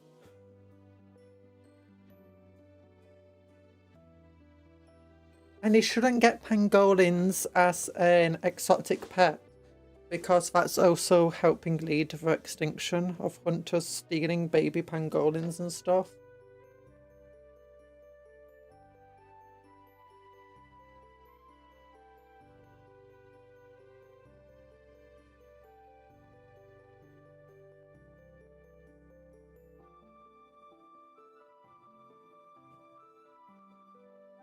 Space Marines are Violet Crumble.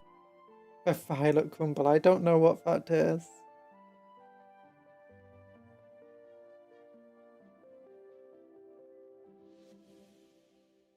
A soft shell crabs. I'd say they're not soft shell. I mean, it's a pretty tough shell to get through.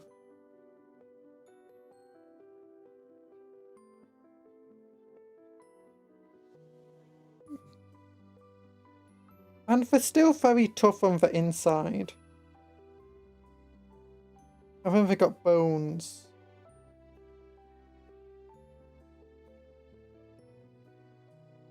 It's an Australian snack. It's flash frozen honeycomb covered in with chocolate. Oh, I've seen that actually. We've actually got stuff similar to that in Britain, I believe.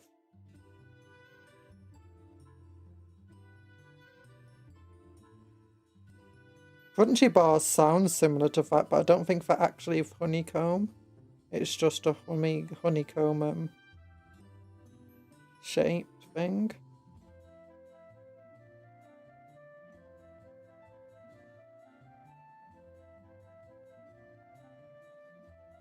I've definitely seen that sort of thing in Britain before.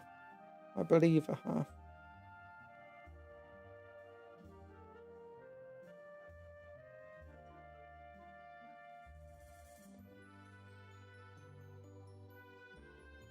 Yeah, it's been a bit splodgy here, trying to go over this large surface. But it's fine, we'll just do a few attempts. Never mind what I do, this ring always goes.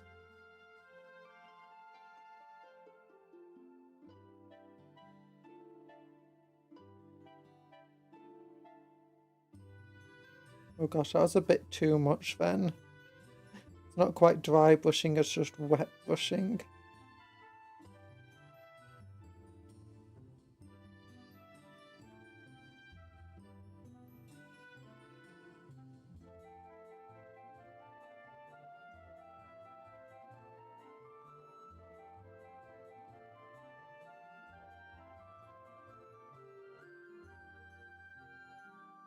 Oh.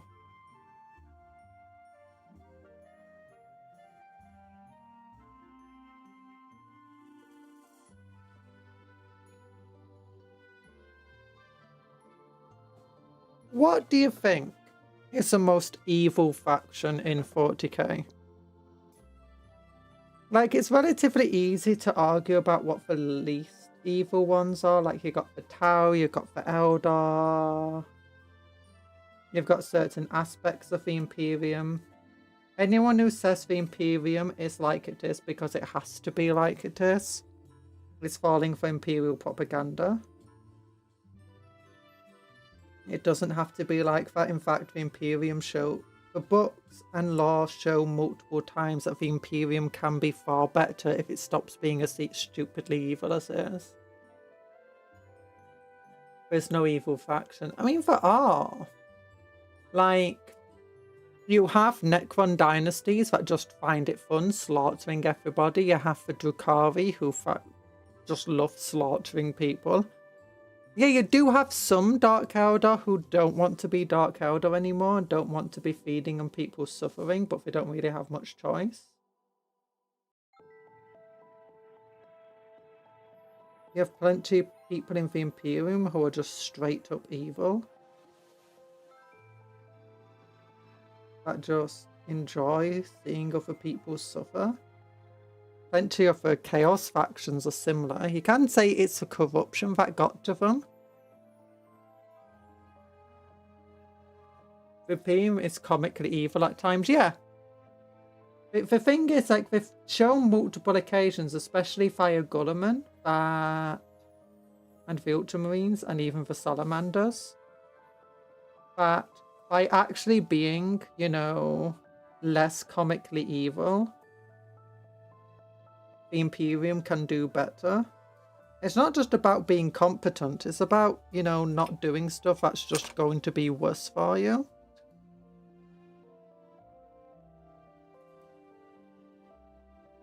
And being comically evil and just slaughtering entire populations. I mean, there are definitely times of exterminators is probably the correct measure to take. There's so many times where it's not.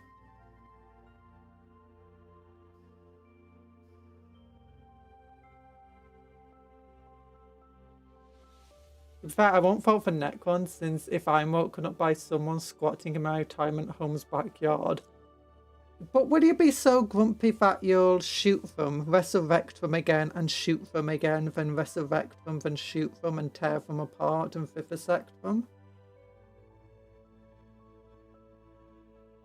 Like, there's being grumpy, and then there's just slaughter. And it's like a lot of Necrons say it's pest control, but I mean, do most pest control people take such vile delight in, you know, killing animals? I certainly hope not.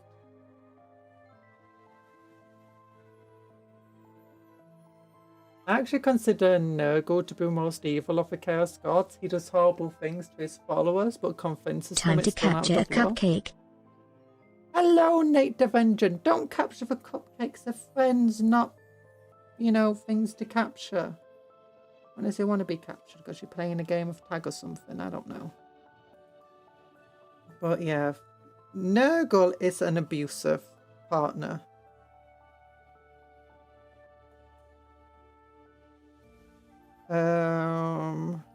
Tyranids, people have connected to the hive mind, describe it not just as a hunger, but as a hatred.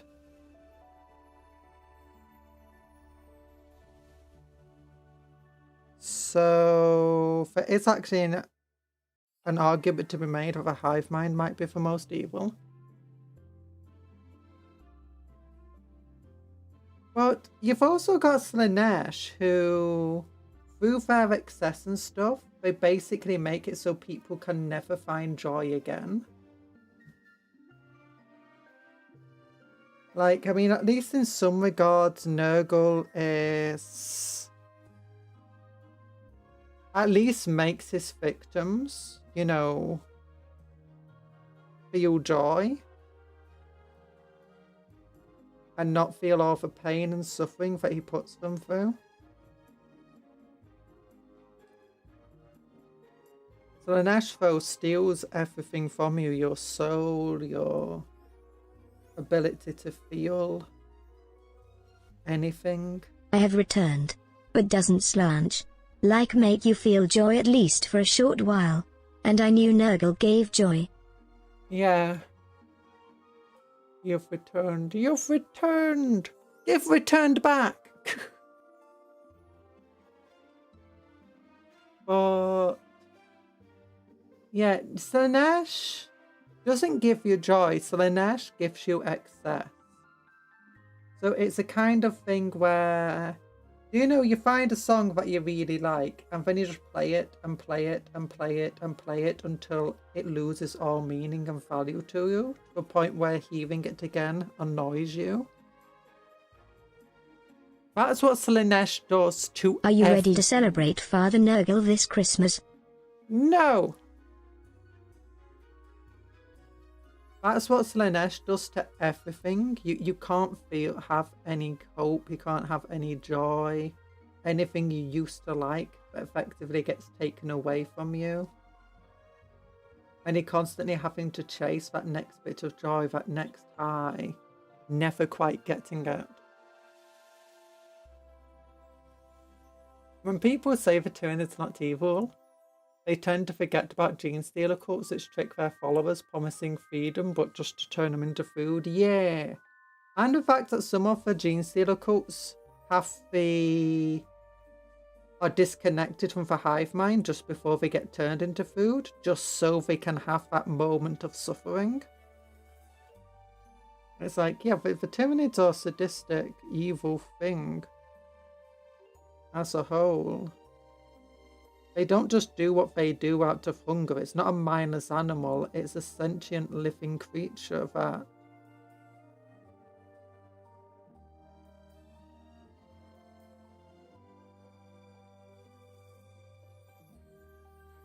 is seemingly just filled with hatred and sadism.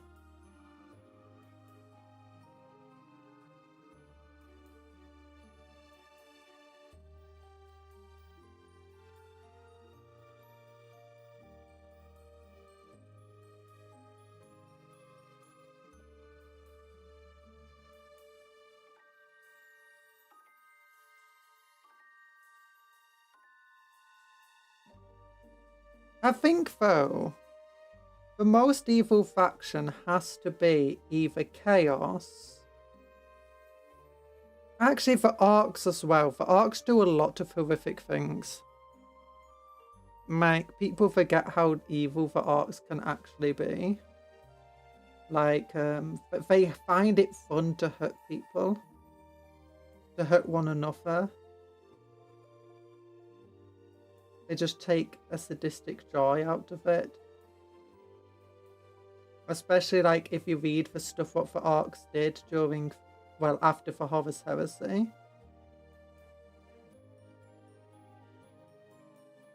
What they did to people, they were very horrific. I always thought that Slaanesh just made it so you felt good for a while, and then after a while, instead of smoking cigarettes, you smoke the skin of it. So that's the thing, what happens is, it makes you chase the next The least high. evil faction is Tau. I think the most evil faction in the sense that it is mean towards its own people. That's the Imperium. No, you got the Chaos Gods, definitely arguably more evil. Who would make the best Chaos God to celebrate Christmas? The Red Gobbo! Farsight's Enclave is the least evil. No, the Farsight Enclave is... The Farsight Enclave has killed civilians, they've tortured aliens, they've slaughtered their own soldiers in attempts to gain victory. They're extremely brutal, they can be quite cruel. In many regards, a Farsight Enclave is like if a Tau tried being the Imperium. To say, but it's a military junctor. It's a military. Yeah, as I say, it's a military junctor. It's a oh, what's the word? What's the word? Dictatorship, run by a military general who thinks that sacrificing people for a greater good is a good way to go. And that you can't really have a greater good without sacrificing lots of people to do so. They are not good people. In fact, I think the Farsight Enclave is more inspired by Imperial Japan than the rest of the towers. He's also done some horrible things to the Xenos that, you know, have joined him, you know, the auxiliaries and stuff, so... Yeah, the Farsight Enclave is... Just because it's a meritocracy doesn't mean it's good. Starfleet, the Federation, was a meritocracy. Was good. The Soviet Union called itself a meritocracy under Stalin.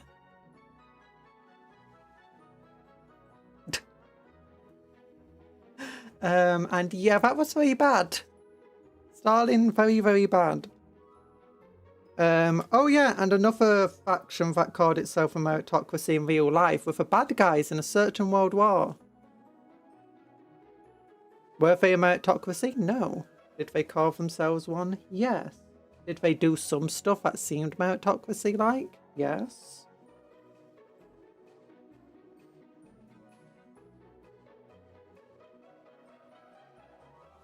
Just because it's a meritocracy doesn't mean it doesn't do horrible, horrible stuff to people.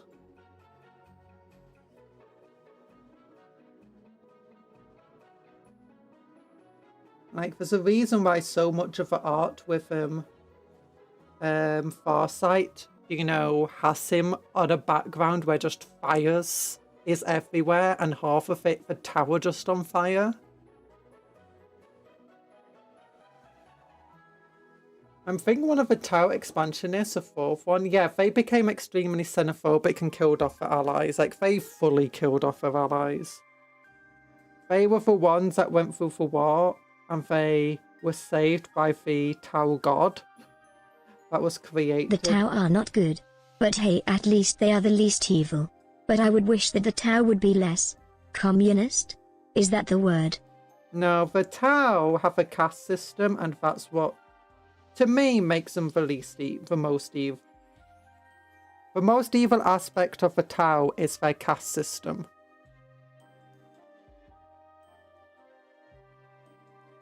I'll be back after rereading the Farsight books, a 10-page essay. It's not just the Farsight books, you have to also read the rest of the lore that surrounds Farsight. Like, there's some of it on the Warhammer pages. I mean, it could be Tau propaganda, but equally the Farsight books could be Farsight propaganda. I mean, generally that's what you should be expecting from these groups. That the books you're reading are propaganda for whoever they're trying to paint as good. Like the Pythias or Scythius Cain books. It's just Imperial propaganda.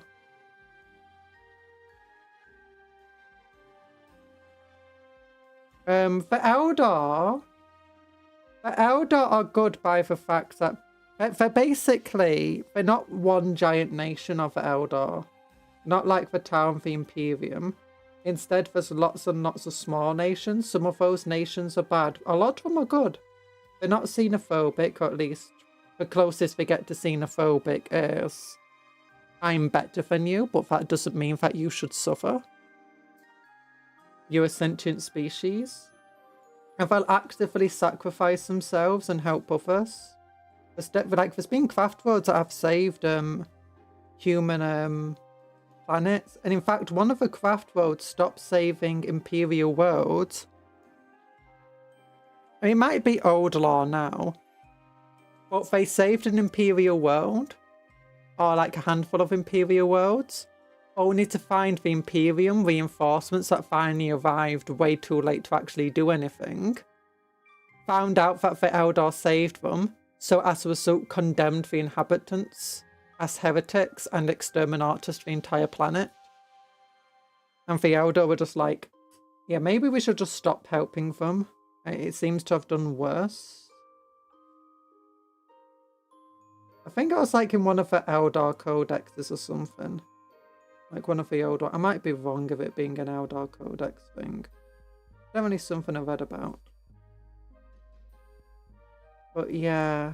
The Eldar as a whole, I would say, are probably one of the least evil factions. They've also helped the Imperium and the Tau on a number of occasions. They have been a... The Eldar and the Tau are my favorite. They are not racist, and they care about their people. And the Eldar are... Actually, both of them are quite racist.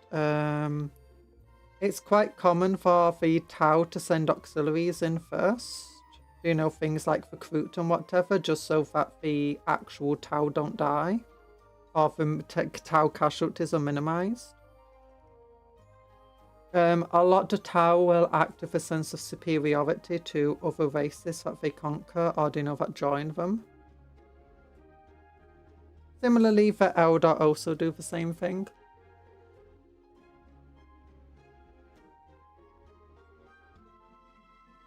So,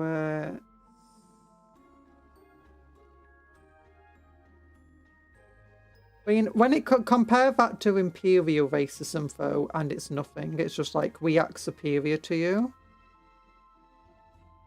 But we're still willing to risk our lives for you and whatever, and we still want to protect you.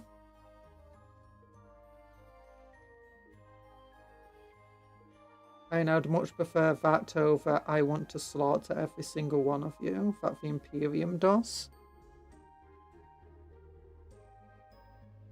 Yeah. The Tau that were in that expansion sphere that saw the Tau there. Also, hi Nana, Fate, did you to say hi or not?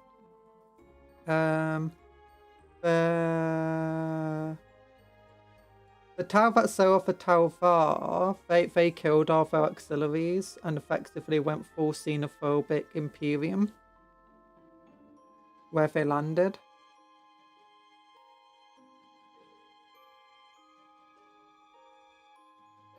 In fact, one of the things is that the more relations that the Tau have, or like, you know, the more they've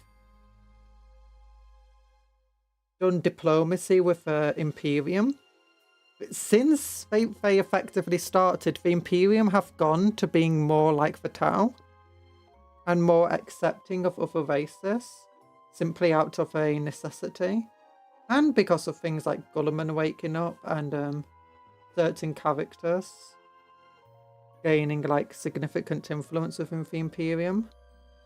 But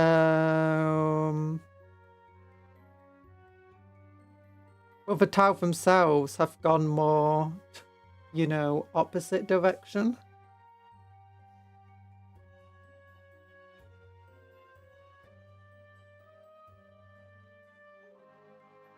And gone towards being more like the Imperium, bit by bit.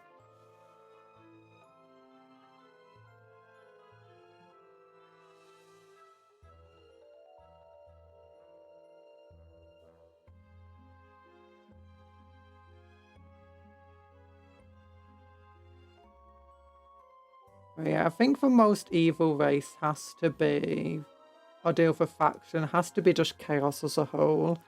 But especially like, actually Nurgle, Tzeentch. The worst of the best of the gods I think to follow is probably going to be Khorne. Slaanesh likes to torture. Slaanesh and Tzeentch both torture and mess with their followers. And like to see them suffer and struggle.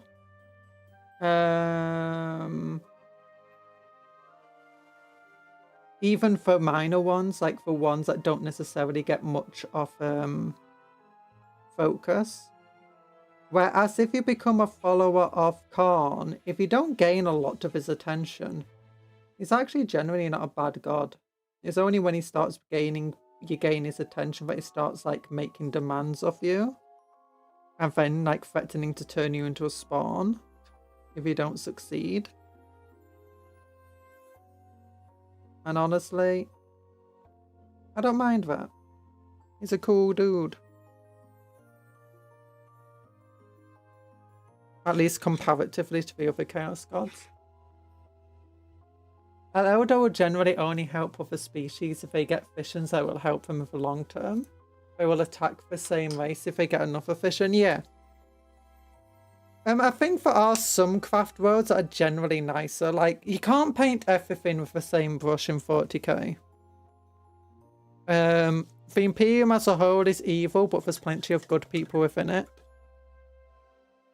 And even then, it's like, many of the locations that we know of in the Imperium actively trade and have other races living with them. Many of the Hive worlds do. Armageddon does. I think even the Krieg, before it became, you know, got destroyed, was a massive trade hub where, you know, other alien races also lived and traded with it. The Necromunda is definitely one of those places. I think plenty of planets within Ultramar is. So the Imperium is very hypocritical in a lot of ways, but that's because it's got lots of people and most of them aren't actually evil.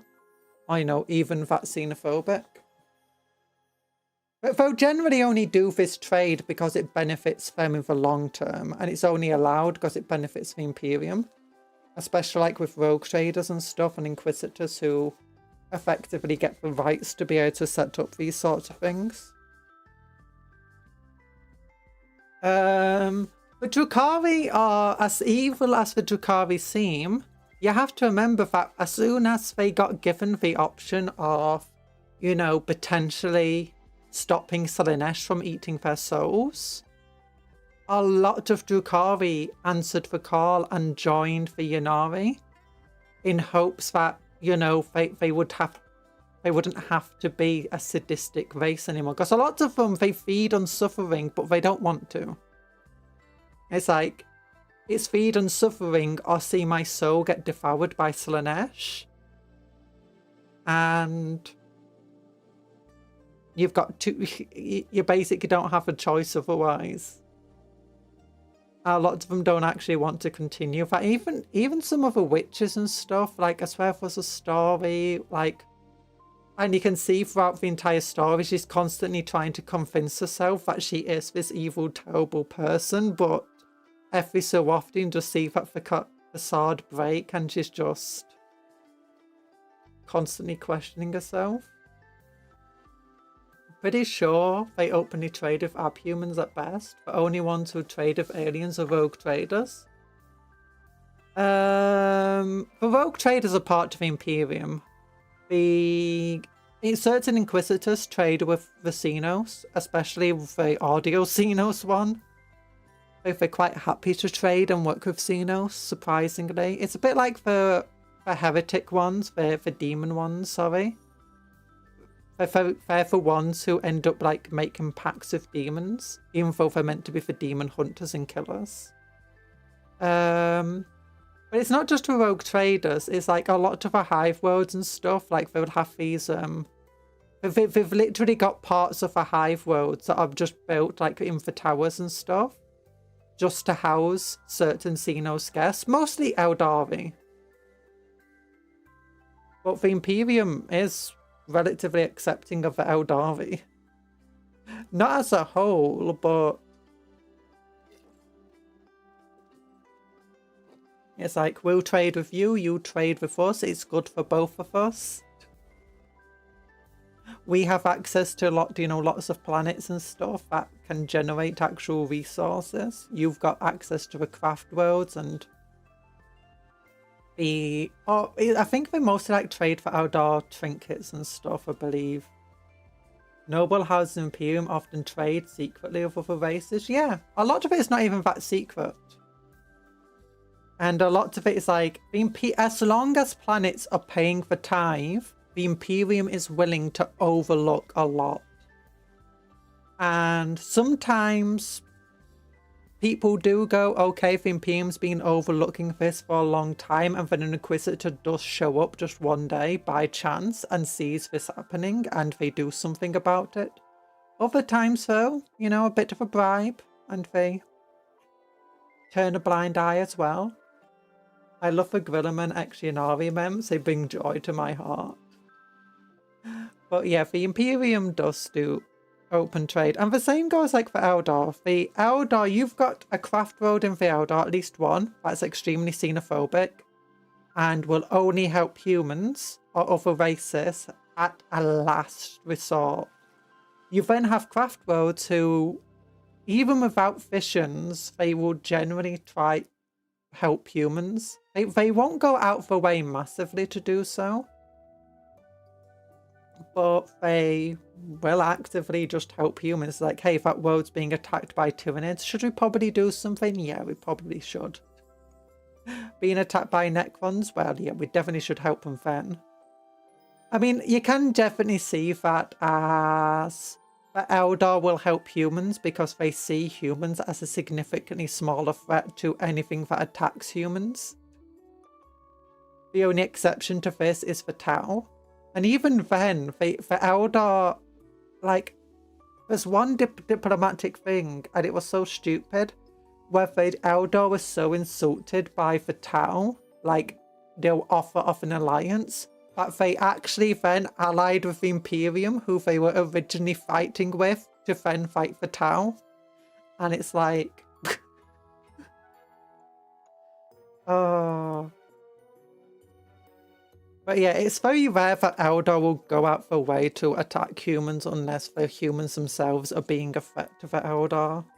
There's only a few Eldar that craft roads at will.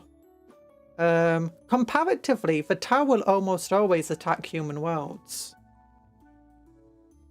In fact, if you find a craft road comes into your system, 90% of the time, your leaders of that planet will be thinking, yes, money! We're going to get money! The Imperium is allied with Photon Kindred group to salvage a Blackstone fortress. Learned that while researching the Captain Theron. Oh yeah! The Photon are probably the one race the Imperium has the closest relations to at the moment, probably. But that, because it goes back to the Squats and the Odalor, where the Imperium was, as a whole, just less xenophobic. Because for Odalor with Squats was at the same time that you had half Eldar running around. And where you had a lot more focus on humans and elves living side by side, a bit like fantasy, yes. But they generally moved it towards being more grimdark since then. But they brought back the idea of the Photon are very willing to work with the humans, and they brought back the Squats and stuff. So... The Tau have paid for their advancements, not just in the long run, but in the short run. They got absolutely destroyed by the Tyranids on multiple accounts.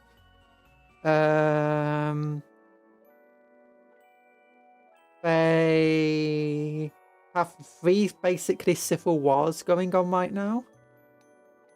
One is basically just civil unrest within the entire of the Tau enclaves, like the main Tau territory. The big one, obviously, is Farsight. The entire idea of, these new characters, though, that's kind of replacing Farsight within the main sphere of the Tau, is because morale amongst the Tau is kind of terrible right now. And there's a lot of unrest and a lot of distrust. You've then got this other sphere expansion that basically went full xenophobic. That's cut off from the rest of the Tau. But if they were to meet, it's very likely it would not be friendly. The Tau suffered significantly in a crusade that the the Imperium sent. The Tau also suffered quite massively from trying to push too heavily into Imperial worlds, both by the fact that they got attacked in the Plague Wars. The Tau got caught up in it and suffered quite heavily at the hands of, Nurgle on the Death Guard. They did, I mean, they did well for themselves in a lot of these battles, but they've had a number of existential threats occur within a very short period of time. If it wasn't for the Eldar and the Imperium, the town might have been wiped out by High Fleet Kraken. And High Fleet Kraken wasn't even focused on them. Farsight did defeat one of the tendrils, mind you. But it was like very costly to defeat that tendril. The Imperium and the Eldar were the major ones that, you know, gave High Fleet Kraken. Absolutely tore it to pieces. That being said, the Eldar did like lose one of the big craft roads. The Doom of Malantai, I think, happened with Kraken. But then the Eldar got very, very angry at Kraken and just basically started hunting it down.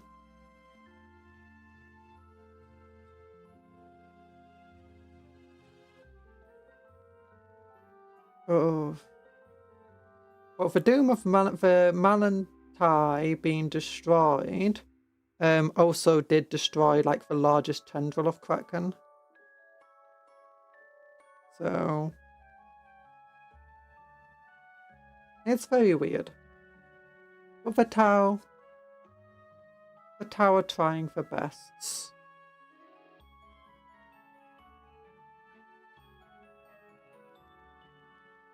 But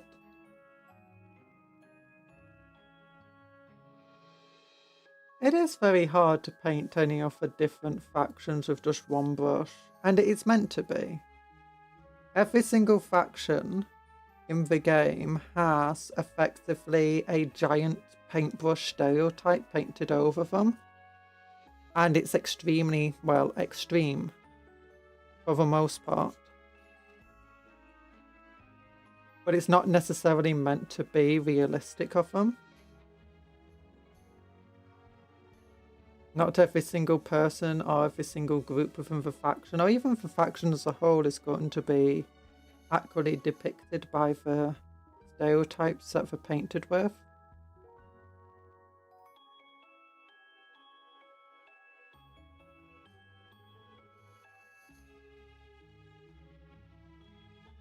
And it's very purposefully done to mimic real life. Just satire of real life is Warhammer.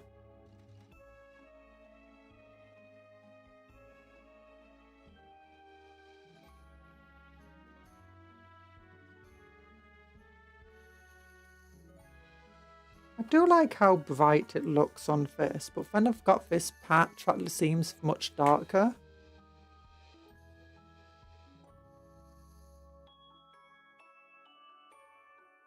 Colour theory. Colour theory.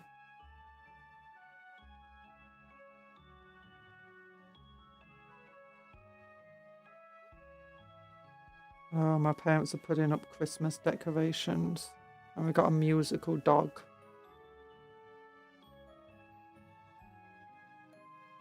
Actually, I don't think that's a musical dog that we're playing with at the moment. I don't know if it's still the case, but for Tau, don't know if that is the difference between Eldar and Dark Eldar, which ended very badly for them during one conflict. Yeah. I think it's probably not the case anymore, but it's very probable that they don't know the difference between the two.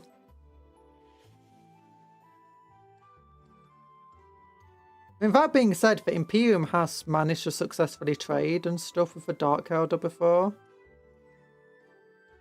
And not just that, but like Imperial governors and stuff will go, okay, we can't stop you from raiding, but I'm going to give you these planets which you can freely raid. These are people that I want you to get rid of when you're raiding those planets.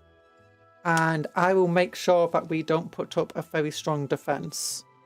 But I don't want you killing or kidnapping more than you need to, or more than this amount. And the Eldar are like, you know what, that's fine.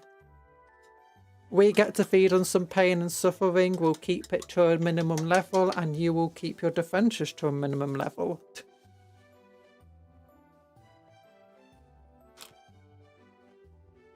Oh. And I think at the same time, there might actually be some like proper military, not military, some other trade and stuff going on, like technologies and food and stuff like that. And more just money.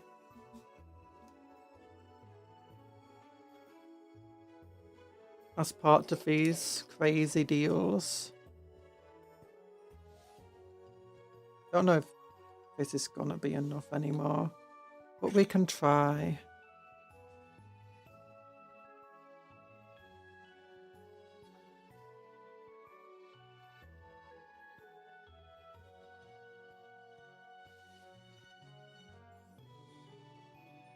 Might have to use super glue to fix that ring.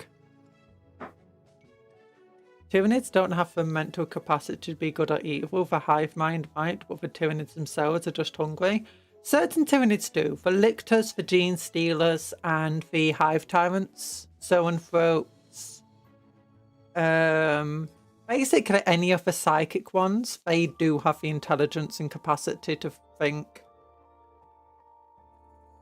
They're not necessarily sapient themselves. Or sentient, one of the other, I can't remember which is which. But they definitely do have the capacity to think and feel. And most of what they feel is hatred. And annoyance and anger, just at everything. They're not fully unemotional. Some of them kind of, it depends who's writing them, to be honest, because we do get a few point of views. And we also do get a few ideas of, you know, people who have connected to the hive mind, especially like to the gene stealer hive mind. And where they know that they're kind of evil. Like, it's very rare that there's not a malice behind it. The Tyranids themselves aren't even hungry. Like, most Tyranids do not even eat. For most ones that do are things like gene stealers and lictors, but they eat for a specific reason, not to sustain themselves. So, yeah. The Eldar are very... Not for Eldar, the Tyranids are very questionable creatures, are the Tyranids. There's definitely a lot of malice behind them. Your average Gaunt and your Carnifex and stuff, they're more like a wild animal. Old Law definitely suggested they are like wild animals. Hungry for biomass, not hungry for food. I think it's mostly for hive mind that hungers. The individual Tyranids I don't think do. Like the Tyranids that have been like completely separated from the hive mind, they behave more like wild animals. And by old law, the main thing that they feel when they're separated from the hive mind seems to be fear and confusion. They don't really know how to act. And that was one of the things of like when Tyranids broke, because they got like if you hurt the Tyranids badly enough or like caused enough damage and psychological trauma to them, it would disconnect them from the hive mind and they'd scatter to the wilds in an attempt to like save themselves. But again, that's very old. That's back before a lot of the current stuff today. And back when we ran on a different moral system. Back then, orcs were also cowardly. Where now they're kind of fearless and not afraid of death. Hi! Motto. K&K.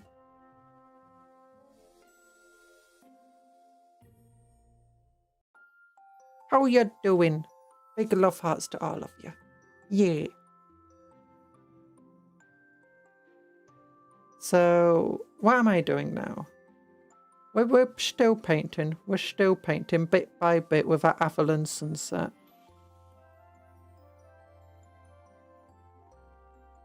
I'm cancelling my crusade game today. Back hurty. Oh no. My back's a bit hurty from leaning over my paint thing. But why is your back hurty? Is it just normal back pain, or are you just been carrying your crusade so badly? Your back's hurting. May I also paint alongside you? Oh, what will you paint? I know there's a lot of stuff I need to get painted.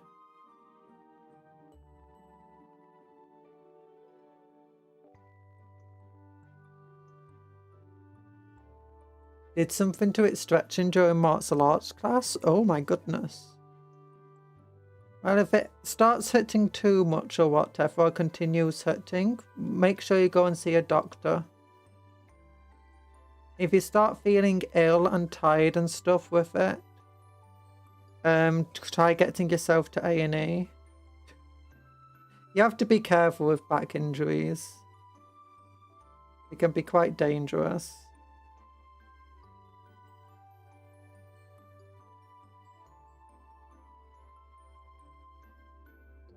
One faction that could be considered the most evil could be the Dark Mechanicum. The most evil could be, oh yeah, being captured by one of them would be like being taken by Dark Eldar, but without the emotion.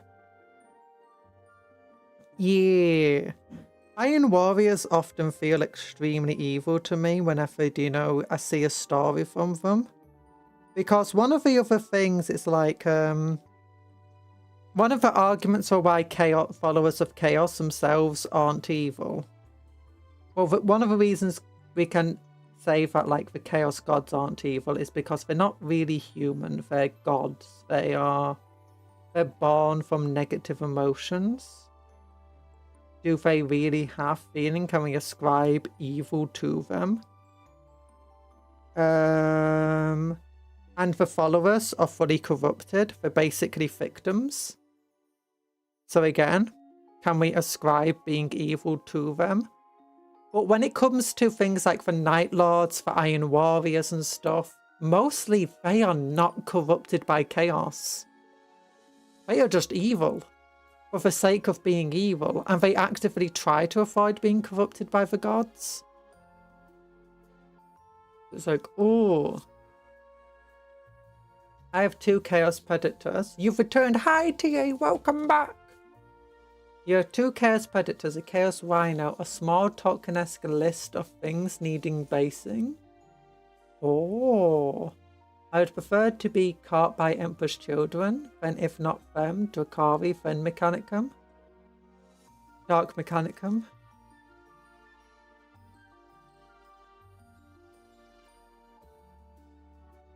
I think Drakari would be better than Emperor's children. It depends on the Emperor's children, to be honest.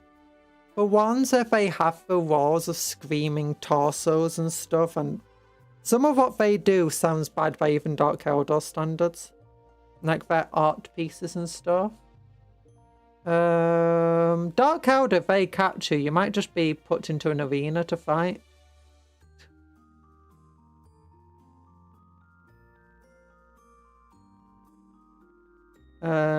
Unlikely with Emperor's children. I mean, you might get lucky if the Emperor's children turned into a servant. And still otherwise, like, keep most of yourself.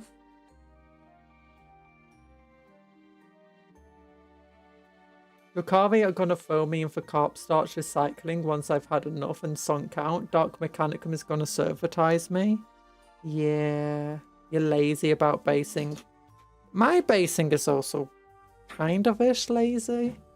I basically just throw PVA on it, dip it into, well, throw PVA on it, throw a couple of tufts of grass and a rock, dip it into the basing gravel, shake it all off. That's it. That's basing. And it looks nice. I mean, I'm very happy with how the basing turns out.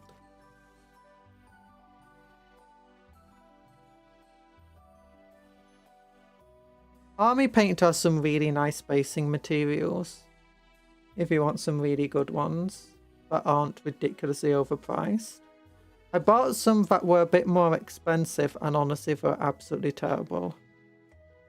For what I wanted. They're just literally rocks I could find outside. Clean up myself.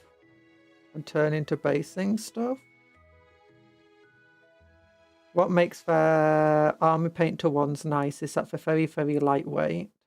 So they stick quite easy with just a bit of PVA.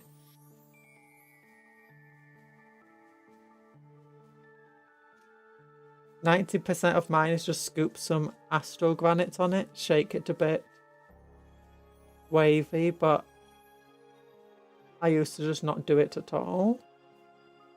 They do, I have their kits. Also, my goodness, their red primer spray can. I do have an Armor Painter varnish spray can, but I don't have like any other sprays for Army Painter. Is it Army Painter? Yeah. It's a matte varnish.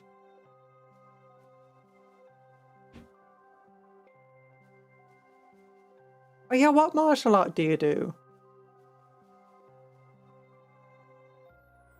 Every like on this stream is another painted Tyranid. Yeah! You do Kung Fu? Oh! You ridiculously hungry? Hope your cooking ends soon.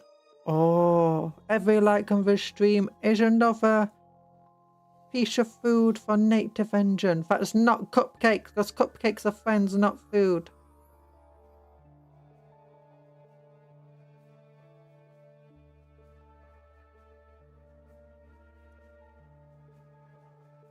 One of your co-workers teaches it twice a week. Ooh.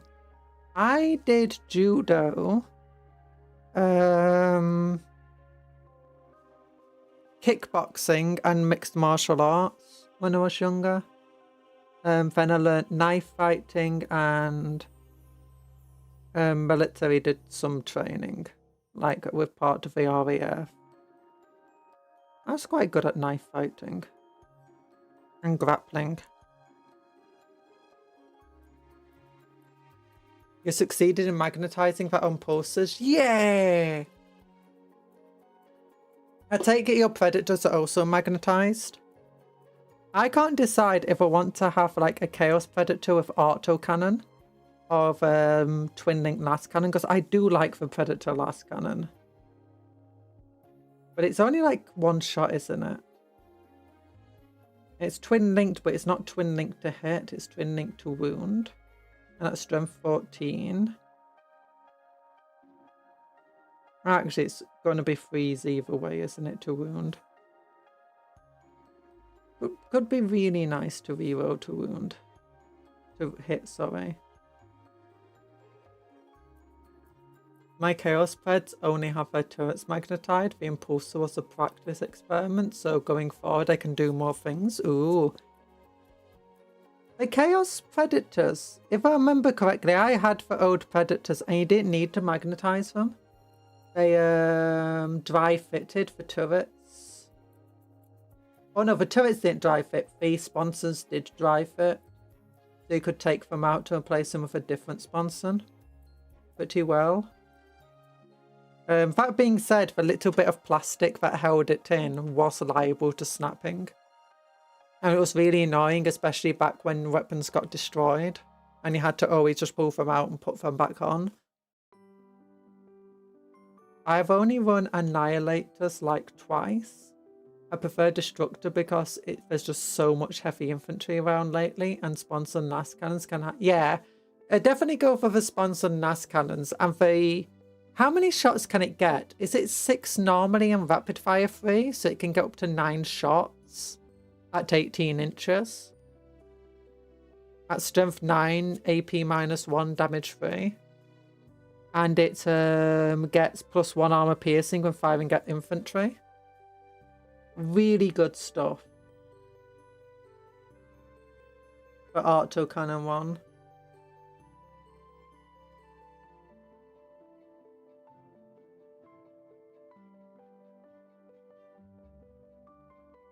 I don't have the money or transportation to learn a self-defense system. I just use Graph Magabook. ADHD screwed me out of reading it all.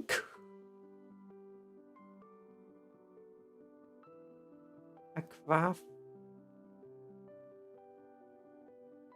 4 shots on the autocannon with rapid fire 2 below 24 inches. So, oh, okay, okay. I was misremembering it. What gets a 6 shot? Oh, was I thinking about the oh, what's it called?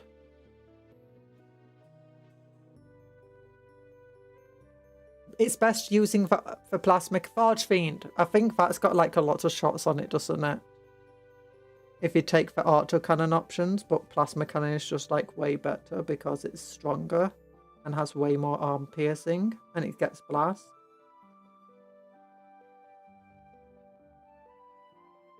Your cat's always opening stuff. Oh. And the combi weapon has anti-infantry, the Havoc launcher has blast, and the last cannons are 1 shot each. Yeah. I prefer the combi bolter over the combi weapon, just because the combi bolter gets like 4 attacks rapid firing. If it rapid fires, I mean. Meanwhile, the anti-infantry one only gets 2 attacks at half range. I just generally prefer for more attacks, way more damage potential. And while it would be better against things like Space Marines, that being only damage 1 and 2 attacks, it's not really worth it. While the extra attacks can be really good at dealing with things like gaunts.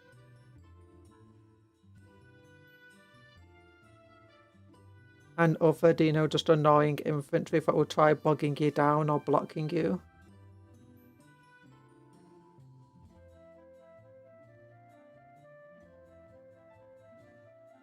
Love me some gaunts, but... Yep, Forge Fiend autocannons get 6 attacks each. Yeah, that was us thinking of. I wouldn't mind a triple ectoplasm cannon though. Yeah, that's what I'm planning to do with my Forge Fiend. Because I kind of want to get one. I want to get a Defiler, but all the time I'm just like, it's too many points for what it does. It's because it's one of those where it's a jack of all trades kind of thing. Like, it's very good versus infantry. It's very good versus tank. If he puts it like as a melee thing. And its battle cannon's relatively decent at dealing with infantry and Space Marines and stuff. It can have a last cannon, which makes it more dangerous. It can have a Havoc launcher. It's got a lot of potential in a lot of different ways, but it's not quite tough enough for how big it is. It's not quite quick enough. And honestly, it's just like, you'd rather have a Mauler Fiend than have a Defiler. Or you'd rather have a Forge Fiend. If you want something that's good at shooting, you'd rather have a Forge Fiend or a Predator. But if you want something that's good in melee, why not just go for the Mauler Fiend with like 60 less points? When they mandated a dinner plate for it in tournament, truly sealing its fate? Yeah.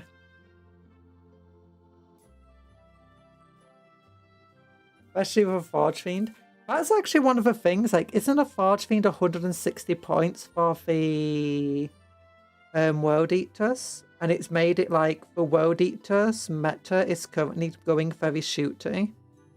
Especially like if you're paying at 2,000 or 3,000 points. World Eaters get quite cheap Forge Fiends and they get rapid firing Godhammer last cannons on their thingamajig, Land Raider. So you put 10 Berserkers in it, or like some Possessed, Exalted 8-bound, that's the one. And then you just put a Juggernaut with a big block of Khorne Berserkers, and then put the rest of your points into Jackals. And you get yourself just a really significant army. 2 Forge Fiends, Land Raider, 10 Corn Berserkers, Executioner with the Corn Berserkers. And you can just absolutely tear up face, it's hilarious. I don't play World Eaters, but Wahash shows them at 170 points still. Oh, okay. 170 points. Maybe they went up in price at some point, or maybe I'm just remembering wrong. I don't have a perfect memory by any means. It's quite a bad memory, in fact. They have Half Blast and Rapid Fire, 1 for World Eaters. They do! Oh my goodness. Do they have lower ballistic skill for World Eaters?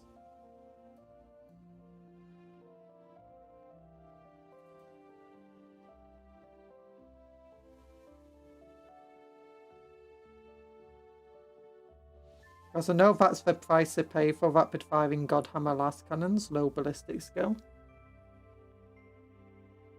Rerows under 18 inches, oh my goodness.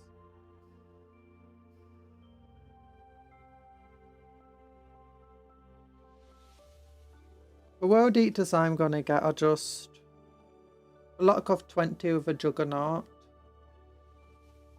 I think I decided for the rest of the points I'm going to be put... Oh yeah, 10 Jackals. Demon Prince with wings. I got to be getting the Combat Patrol magazine. And I think I'm also getting 10 more Jackals, then 3 8-bound. And an Exalted 8-bound, is it? Or Slaughter Master, whatever it's called.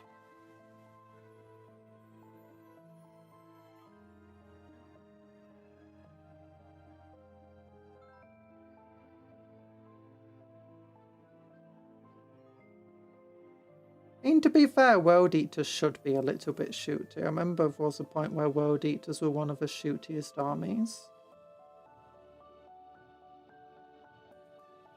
Or playing Khorne was like one of the shootiest versions of Chaos. Because you had the skull cannons and just loads of extra firepower. And the idea was that Khorne like has these massive factories and stuff.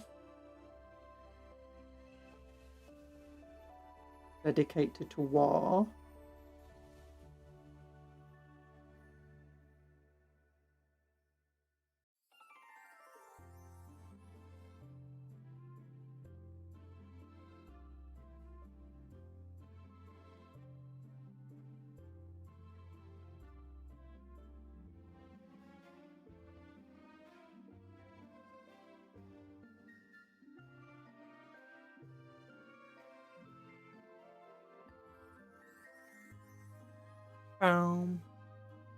I thought about the Combat Patrol magazine, but I have far too much stuff. Yeah, that's actually quite a big issue with my Combat Patrol magazine and my ADHD. Not ADHD, my OCD. My obsession with wanting like 1,000 points for each of the armies. Or like, I build 1,000 points army and then I'm like, now I have that stuff, but now it needs like a friend and stuff. I need to go for 2,000 points of it now. I'll be glad once it's finished. I don't think I'll be getting much Warhammer outside of the Combat Patrols for a long time though. I'm going to be trying to focus on just getting the Combat Patrols built up, get what I've already got built up, and then get it all painted. Okay, actually they're turning out pretty nice. I like it. Oh gosh, I missed your arm entirely there, didn't I, Mr. Man?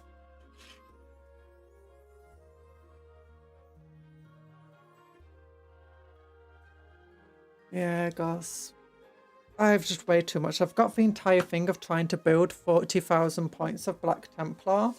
And it was originally like 30,000 points.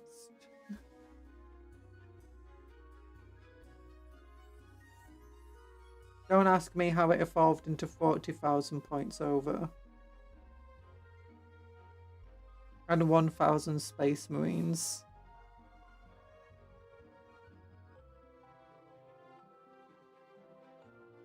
and 128. Actually, it's going to be 138 Terminators. 40,000 points of Templars. Yeah! A full chapter's worth of Templars. I main Chaos Space Marines until I stop losing every game. Then I'm going to start learning how to drive my sisters. I have some Space Marines because those just happened. Way back in 5th and 6th, I started with Orcs. Ooh. I originally started with Tyranids. I moved on to Orcs. Got into Templar at some point. And moved on to Dark Eldar. I also had Vampire accounts and some Empire. Well, mostly Dogs of War stuff. That was back in, like, technically 5th edition. When I stopped playing for a while, and I completely just went out of the game and didn't really... Lost most of my models. And then I came back and I started with Tyranids and Black Templar when I came back in. And now I've got some Eldar, thanks to the Combat Patrol magazine. I've got some Necrons. I want to get some Tau eventually, because I do like Tau. But yeah, we're building 40,000 points over these guys. 128 Terminators as well.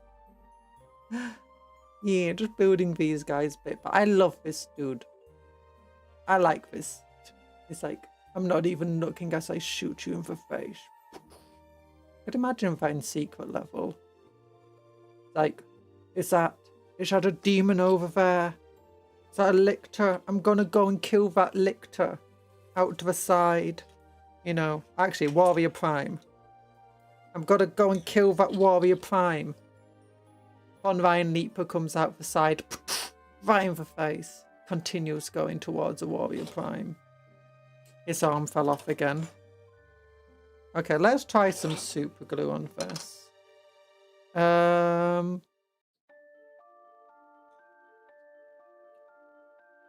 Where's my super glue? Probably put it... No idea, actually. Usually put it back there because... Oh, there it is. Gotta be careful. Gotta be careful. Oh, what type of Chaos Space Marines do you... What Legion or Warband do you have? Black Legion?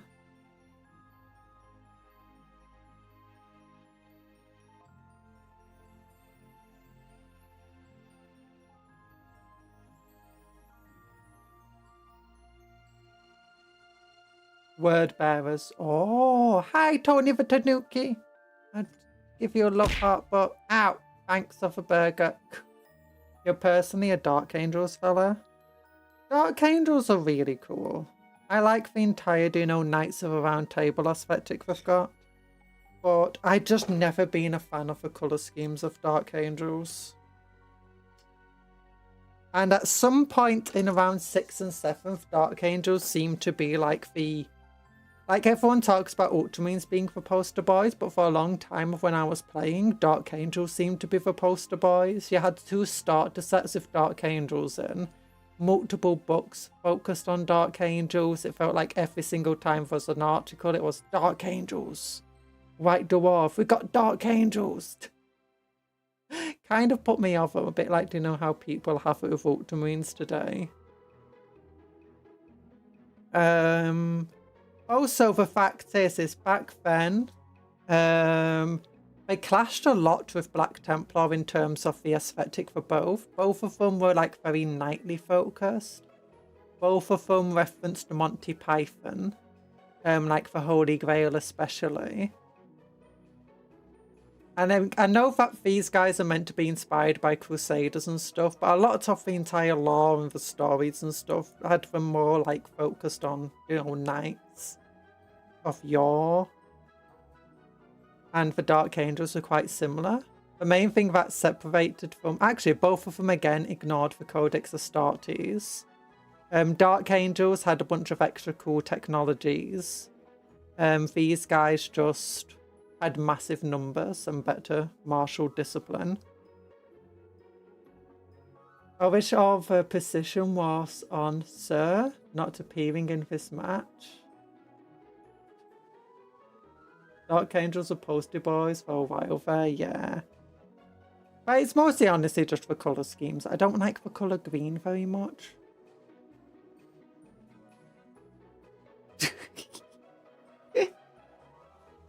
No, I do like the colour green. I'm just certain shades that I'm like,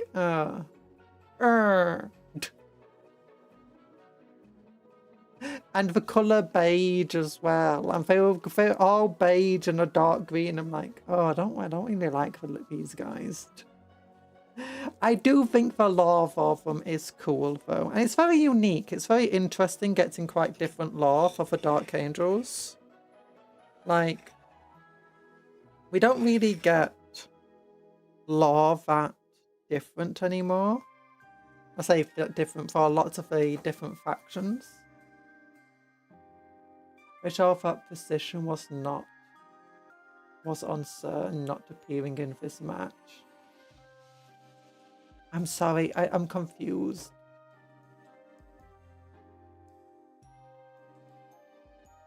But oh yeah, Bigelow Thought Steward. Yeah. Yeah, word bears are cool. My Chaos Space Marines are Night Lords. But for Night Lord that did that warband that did fall to Chaos, and there's a cult of Saint within them, a cult of Nurgle, and a cult of Solanesh, as well as some who are still uncorrupted but loyal to the warband. Black Templars have a lot of precision characters, do they? I know that you got that the Emperor's Champion has precision. I don't think there's any others that do. I think there's a stratagem that gives us precision.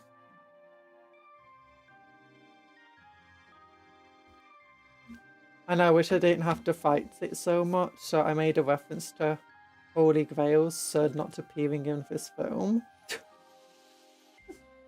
Oh!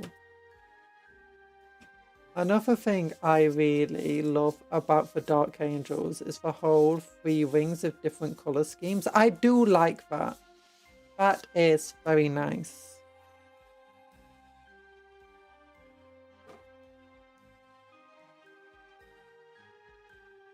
Like, I think my favourite of the colour schemes is the... I can't remember which one it is. It's the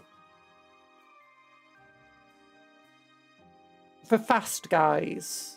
They like to go fast. I think it's all like, you know, darker colours, black and stuff. I think they're my favourite. Yeah, Raven Ring. Bikes go through. Bikes go through. I did like the land speeder. Because I really didn't like the land speeders. I'd much prefer the current speeders, except for silly guy at the back, with his head just popping out between the turret, the weapons. But yeah, the Dark Angels land speeder. Oh, that character who has a giant jet bike. I really love those guys. Terminators would probably be my favourite, but I really like Terminators because they're really cheap to get hold of and they are worth a lot of points. So that means that if you put Terminators into your army, you know, you built an army a lot quicker. And when I was a kid, my focus was being able to build an army as cheaply as possible. And I remember because they had the starter sets and stuff, it was really easy to get hold of the Terminator, so I converted them into Black Templar ones. But oh my gosh, all that time having to cleave off the Dark Angel symbols. Oof. Although I kind of hated Terminators at the exact same time, because every single time I played a Terminator, being toughness 4 with 1 wound, if they got hit by lasguns, you can guarantee I'm going to, like, 6 armor saves. I'm going to fail 5 of them. If I get forced to take my invulnerable saves, I'm more likely to pass them. But still, I'm probably going to fail enough to wipe out the entire squad. Same could barely afford trucks. But that's one of the things I loved about Orcs, is I just converted stuff from scrap. Like, I've got a bunch of plastic here. I've got this toy. There we go. That's my orc truck.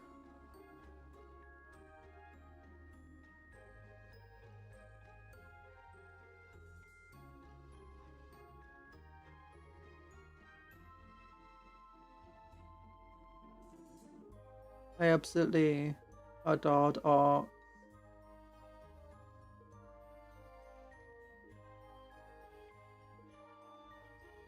Nowadays, I don't really have much vices and stuff. So, Warhammer is my vice. So I can afford just to, you know, buy up a bunch of stuff. I don't have children. I like any responsibilities. So it's fine. Samuel is the best in tabletop beast. Oh yeah, I did. That's his name, Samuel. He had such a cool bike. I really wanted it, but I could never afford it. And now he's showing his age as a model. And there's just so many better models now, you know, for graph jet bikes that Imperium have between Horus Heresy and Custodes. And the new White Scars dude. Samuel's sword is crazy because it gets 6 attacks with AP -3, damage 2, and sustained hits 2. Ooh, sustained hits 2 is crazy.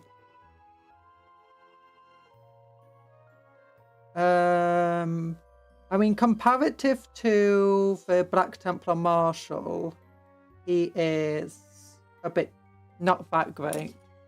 Like, how much can my Marshal do? Like, in my Siege detachment, what's a Marshal doing? Let me check. New recruit. Siege detachment, Siege force. There we go. Scrolling down. Marshal.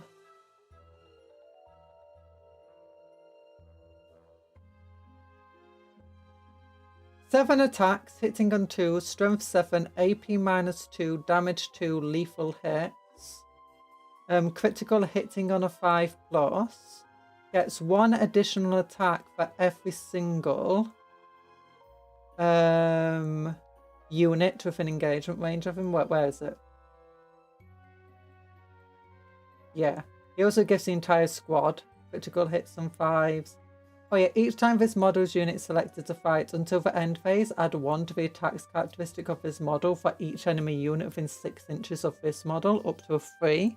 So he's pretty much always going to get a minimum for 8 attacks at strength 7. On top of that, if he disembarked from a transport this turn, he gets +1 damage to his attack. So he's actually, because he will get disembarked from a transport, strength 8, weapon skill 2+, no, 8 attacks, strength 7, AP -2, damage 3, lethal hits, critting on 5+. It's just absolutely insane. And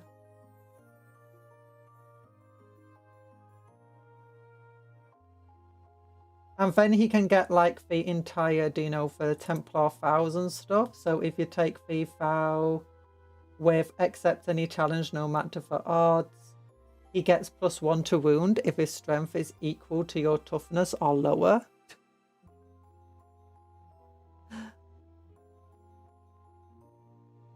Oh, especially with Oath of Moment, you can farm like 4 additional hits on top of him by hitting on 2s. Yeah, that sounds pretty dangerous.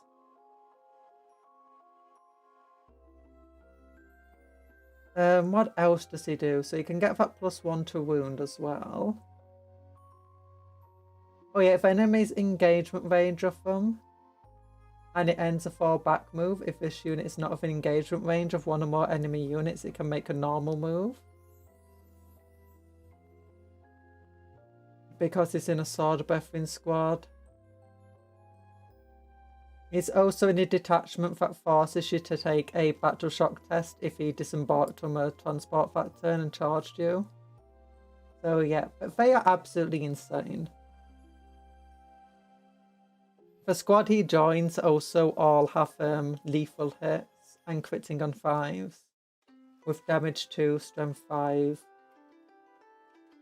He's pretty powerful. He's pretty powerful. If that's just a normal character and it's just like, it is just a normal dude. He's not named. Although I do like how marshals do actually have proper abilities now. They're not just a captain with a different name. Because that's what they were for a while. Same with Castellans, they're just lieutenants with a different name. Now they actually feel unique.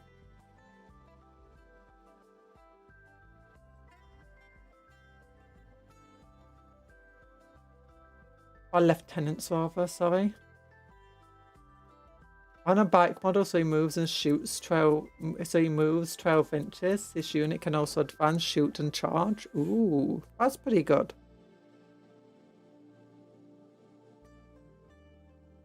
I do like that.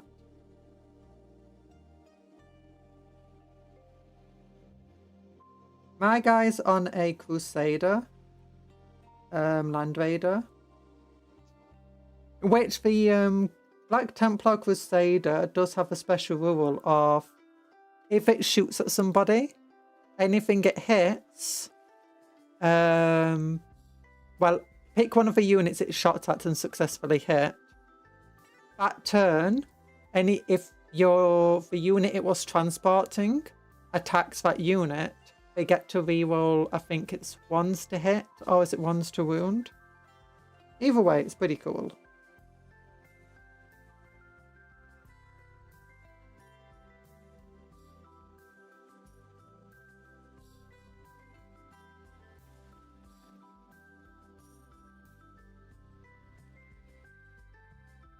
So Samuel's charge threat is around 32 inches, so he can get some nasty turn 1 charges across the board. Ooh.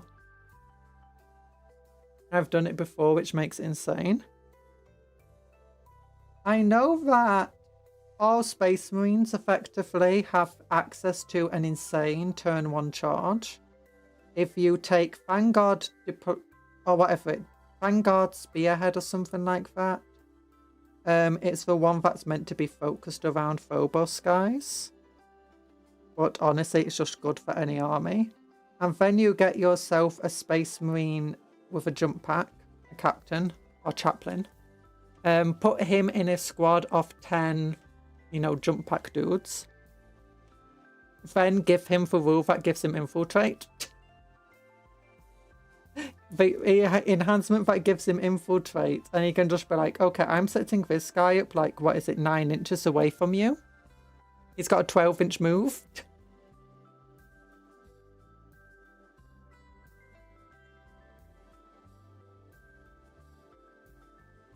And also we deal mortal wounds on the charge.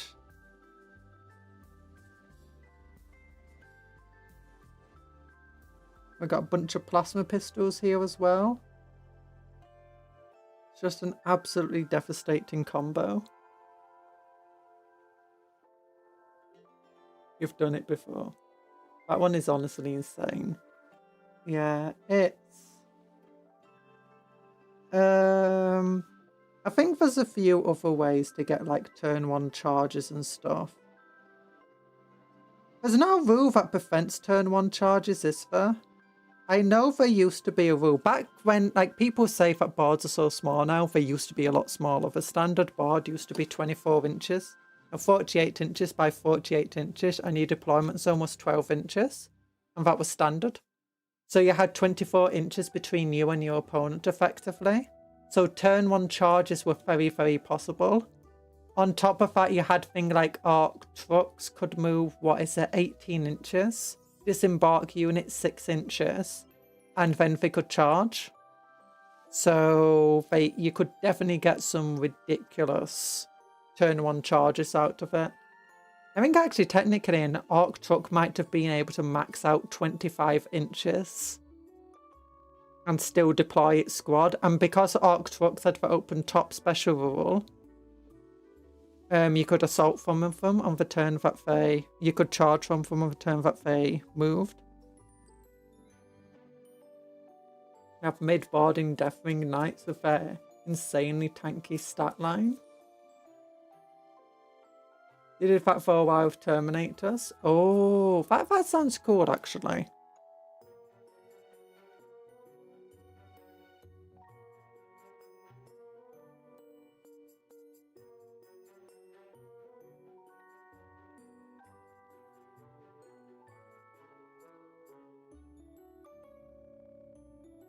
Hi, Sparky. Don't forget to like the stream, everybody. It helps me out. Makes me know you're enjoying it. Here we go. Oh yeah, I've got this dude painted up. We found the Atherland sunset. It wasn't exactly missing, I just forgot it existed. I forgot that I had it. Oh my gosh, it's so good. So good. So we're just roughly throwing it at the model. Oh, my throat's hurting. I need to figure out how to fix this blooming code or whatever I've got. It's being really hard to stream for any decent period. I need to learn to stop talking with the back of my throat. Start talking, you know, like a normal human being.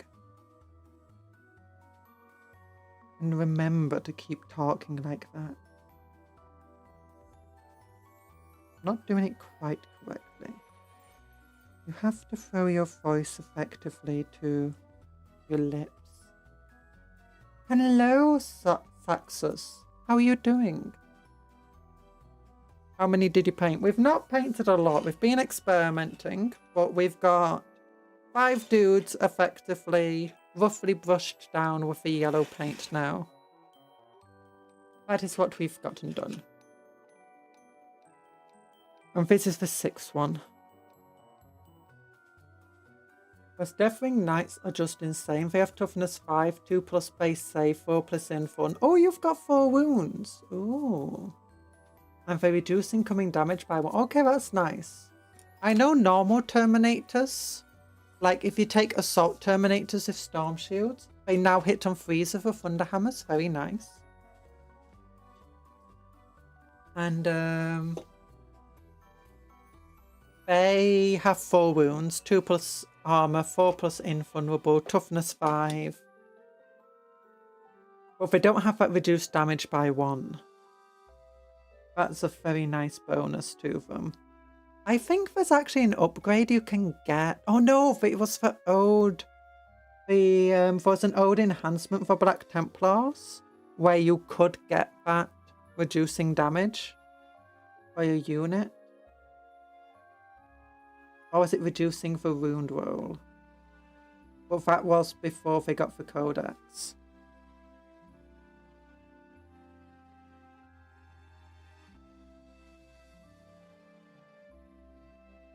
Before they got the Codex, yeah.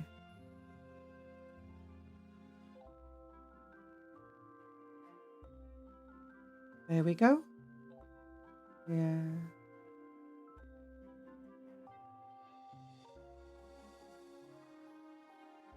How I use my Black Templars Terminators at the moment, I've got them in 3 lists.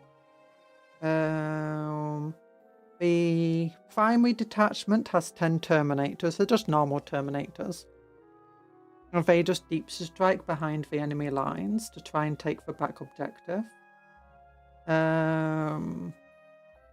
The mobile detachment has 10 deep striking Terminators with a captain and a ancient. But they also have 10 Thunderhammer Terminators in 2 squads of 5, each led by a chaplain. And they're each on a normal Land Raider. Because the normal Land Raiders are the last cannons, which help us deal with, you know, enemy tanks and vehicles at range. The mobile detachment also has a Land Raider Crusader with a bunch of Sword Brethren and Blade Guard. A Marshal, a crusader ancient and a captain and a lieutenant, all in just one vehicle. It's insane. And they've also got 2 drop pods, each have 10 Infernus Marines inside, that also help drop down on the enemy. It's meant to be a siege detachment, you know. The other army is... and they're using the Godhammer Siege Force, whatever it's called. I feel like anytime Dark Angels and Black Templar players talk about how much cool stuff we have, Iron Hands player cries somewhere. I loved the Iron Hands Combat Patrol. I got 2 of them. And it's for my defense force, which has a tech priest, 2 squads of 2, oh, what they call turrets, servo turrets.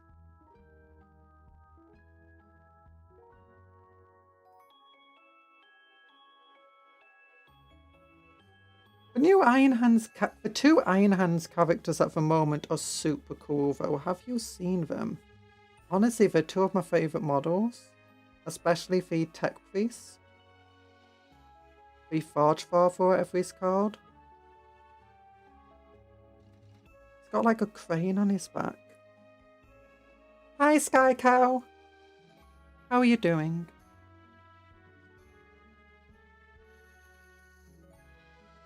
Hope you're having a good time.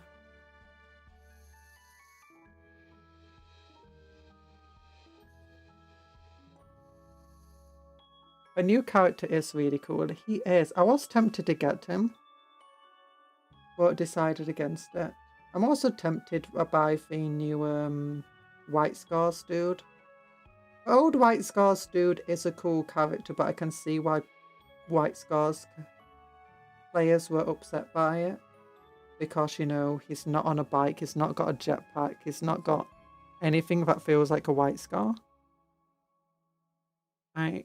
I'm doing okay.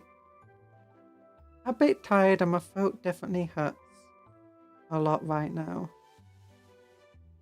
But we're doing well.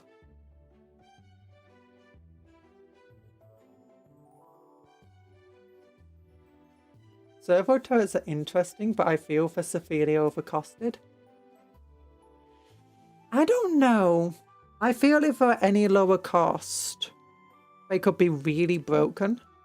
Like, I was looking at ways to use them, and there's some really funny ways to use them because they don't have a heavy keyword and they always hit on 2s.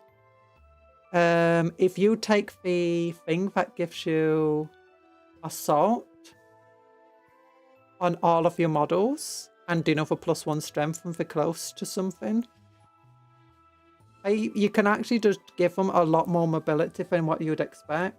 Because they'd effectively get for 3 inches plus D6, and they never at -1 to hit from it because they don't have a heavy keyword. They just always hit on 2s. They also get for +1 strength, which, you know, makes them relatively useful. But there's also quite a number of ways where you can actually, you know, get close to being quite broken with them.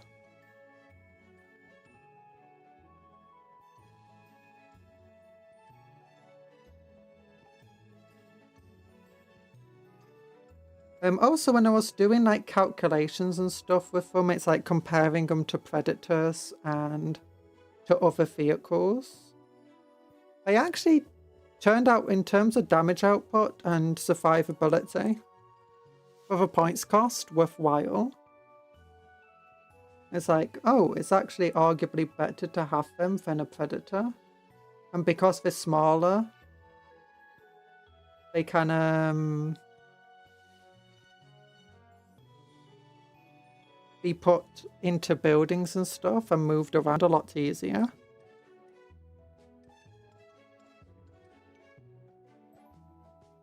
And then they count as vehicles, so they work well with tech beasts.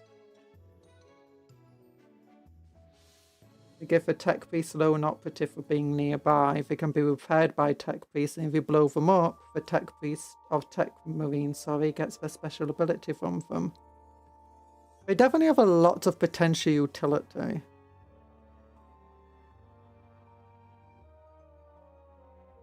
The new character feel is going fast. They go super fast. And he's got a blooming assault cannon under his bike. It's like, what? I love him. If I didn't have already other bike characters I wanted, I'd, you know, get him. I've got my Tech Marine on a bike already built from a chaplain. I've got my chaplain on a bike. And that's all you really need.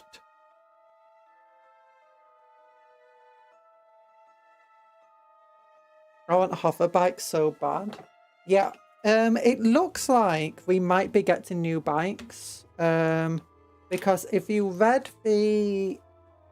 been reading these hero things where each of the characters on the Warhammer community page got a little story. The White Scars character specifically said about an Outrider squad that had a specific pattern of bike.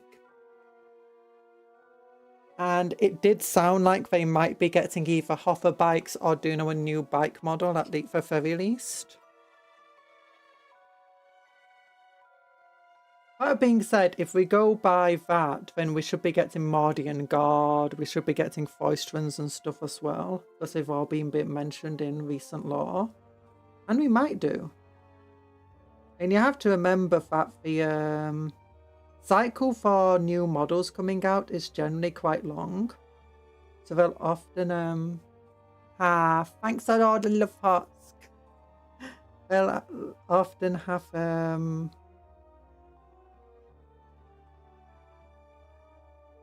little spoilers telling you about things that are in planning motion at the moment, but they're not going into production for potentially years.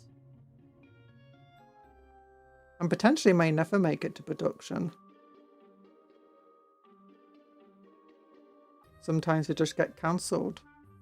Sometimes the models are field and it's so negatively received that it seems that they don't really ever release it. Although that is rare.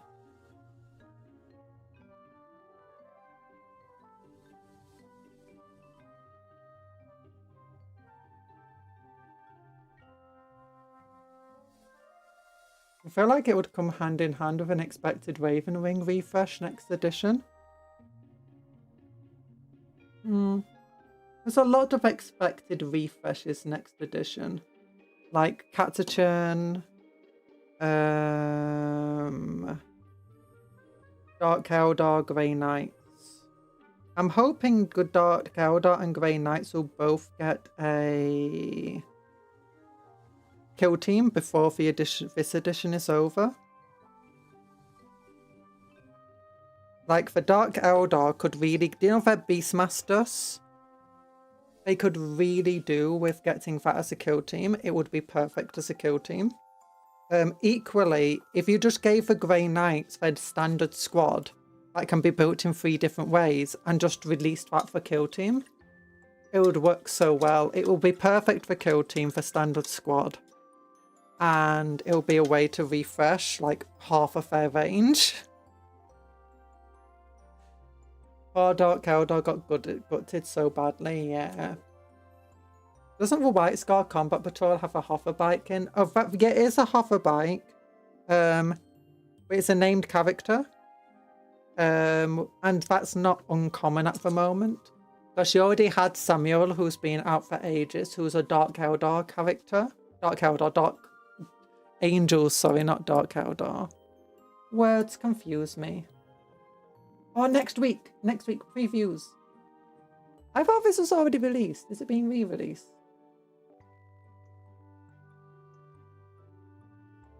A brief pause ahead of... Oh, they're not re-releasing stuff. Okay, so they're not releasing stuff. They're just saying this. They're not doing stuff until next week. Okay. Oh, let's look. Warhammer 40k, Space Marines, Dark Angels. So the Dark Angels jet bike, I really like these things. They're so cool. This guy, Samael, he's an old model. I think, is he still metal or is he now Finecast? Yeah, it's Finecast. He used to be metal, I believe. Really cool model, but this is like old, ancient bike from the Dark Age of technology, from the Great Crusade and stuff. The new bike though, with the right scars. This dude. This is modern. It uses the same tech that the Impulsors use. So people are theorizing that this is going to be the new Outrider bike. Because the current Outriders are terrible. They are from, well, they're not terrible. They are from the Indomitus kit, the starter set from 9th edition. Which was quite a decent starter set. But actually, we can just probably find the Outriders somewhere here, can't we? Yeah, for push fit models. They don't have any sorts of weapon options, which is kind of sad. Yeah, it's just a push fit model from a starter set. Absolutely no weapon options. Barely any sorts of customization options. They do also look at age. The spoofer Outriders famously bad for its horrible seam going straight down the middle. Is it? I've not really seen that. But I've only built like 3 of my Outriders so far. I do really like the Primaris Invader ATV though. I just wish that... I don't actually mind for shooting over his head. They have ear protection on for Space Marines. What I hate is, where's the clearance? There's absolutely no clearance here. The ATV needs clearance. I do prefer it over the old attack bikes though. So Indomitus Primaris stuff is a bit of a renaissance, but is still picking up pieces lore-wise. Yeah.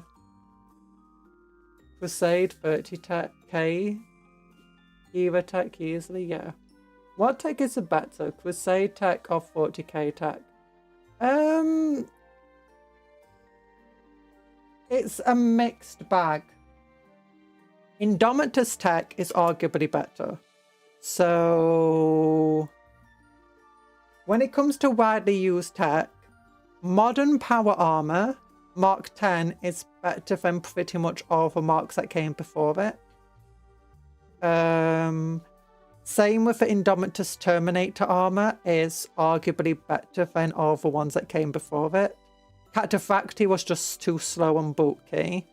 Tartarus is technically arguably better, but was extremely expensive to produce. The Indomitus Tech one was decided upon, the Indomitus pattern, because it was just the best of every world that we could get.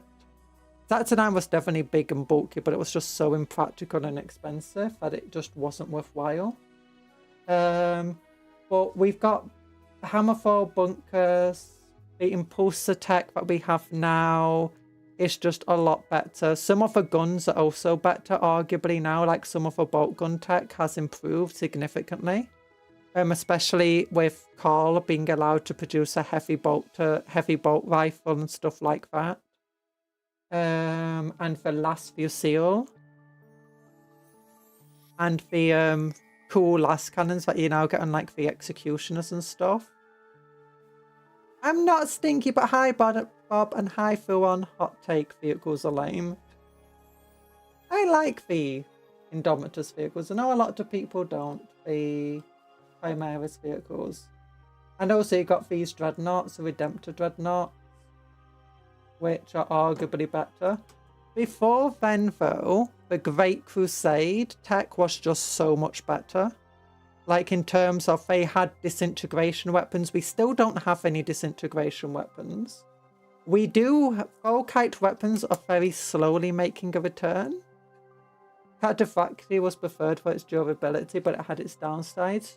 Tartarus was more mobile while allowing for use to carry heavy weapons. Yeah, Indomitor's weapon gear is more armoured than Tartaros, less armoured than Cataphracti, more mobile than Cataphracti, but less mobile than Tartarus.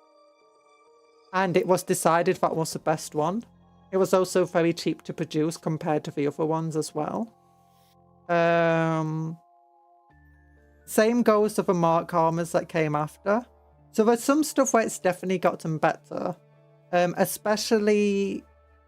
especially gotten murky since the Indomitus era came along and the Primaris, where a lot of improvements came with that and a lot of new technology.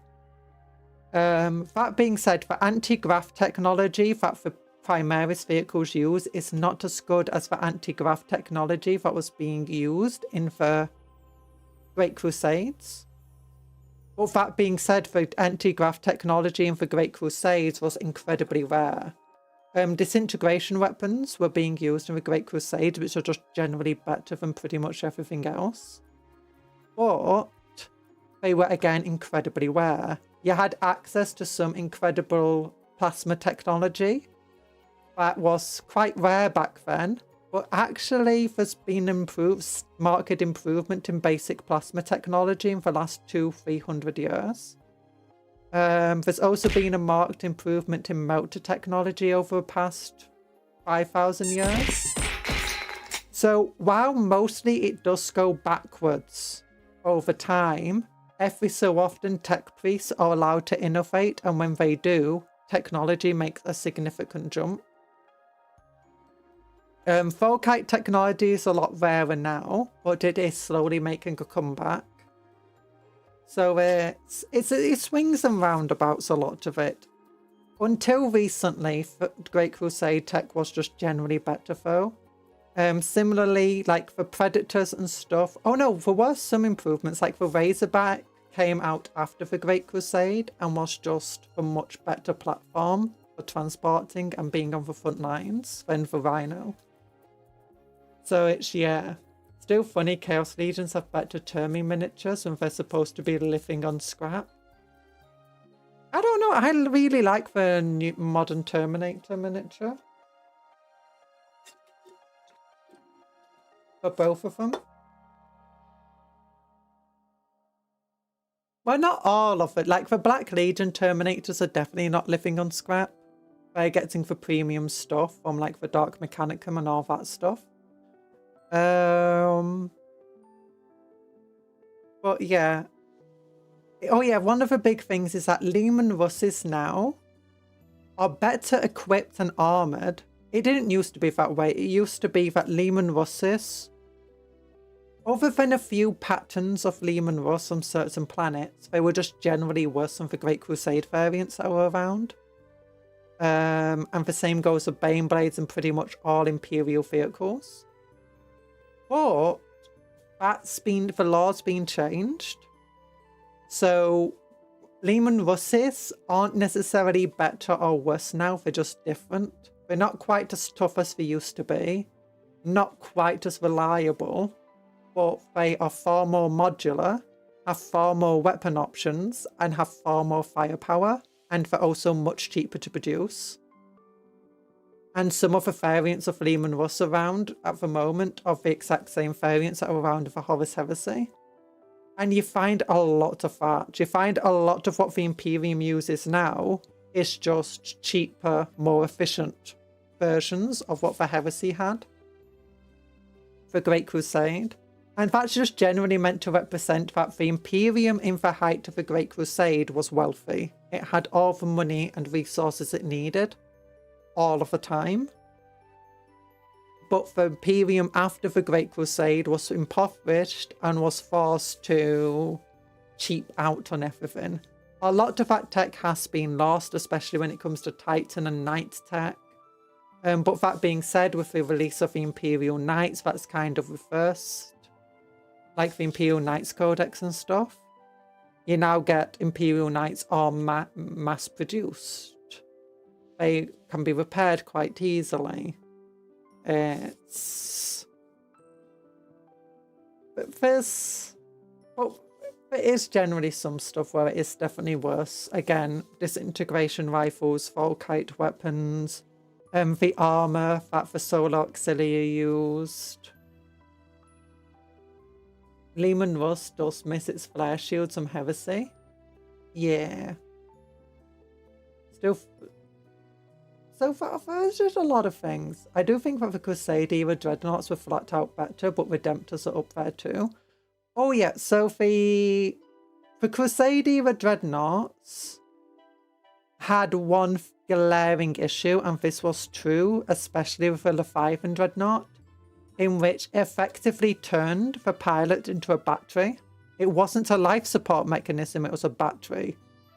And other than a few Contemptors weren't as bad as the Leviathan Dreadnoughts, or the Derridia ones, but basically all of them absolutely drained and killed the pilot to a point where he could only survive a few years within them.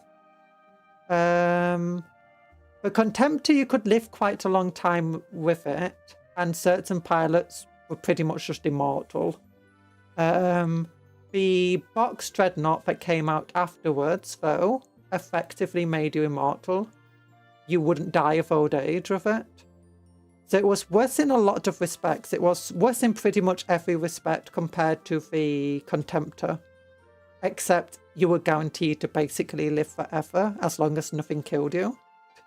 You wouldn't die of old age. You wouldn't even age that much inside a Dreadnought. So it's... The Redemptor Dreadnought initially had the same issue, but that's kind of been semi-retconned in which it doesn't really do that anymore. I think the law change was effectively Carl just fixed the issue that was draining them. I think it was partly because it was just poorly received by people. So yeah. I believe that the Ballistus Dreadnought isn't as bad as for killing the pilot as the Redemptor is. But yeah, the Redemptor does have a similar issue, but the Redemptor it's better than the Contemptor in almost every single way. It's got way more firepower, it's way tougher, it's way stronger. There is one cool thing though, and that's the Contemptor gets a invulnerable save, which is amusing because the Contemptor doesn't really get that in the Heresy era. So the idea is that the surviving Contemptor Dreadnoughts, it's not that the Contemptors as standard were better, it's that the Contemptors that are still around today are relics that are fitted, you know, really specially with all sorts of void shields and stuff. Well, not void shields, but, you know, proper shielding and so on. So that's why they're better, but they're only better in 40k because they are special relic ones. They're not your standard Contemptor that you would have commonly seen. And the same goes for Leviathan and so on. Leviathan was a very crude tech. Derrideo is less crude. Contemptors were insanely flexible in terms of their loadout and very fast. Yeah. That's actually one of the big things about the new Redemptor class Dreadnoughts, in which it can you can vary its loadout very heavily, and it is blindingly fast.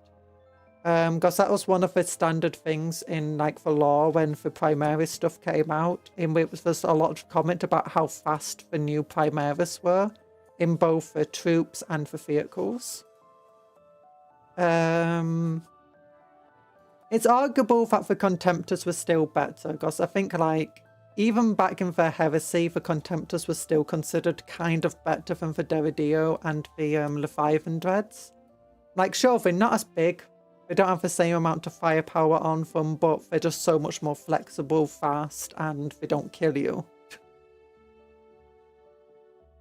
Like, the Leviathan is definitely, like, a very crude tool in terms of just how it's used and how it is.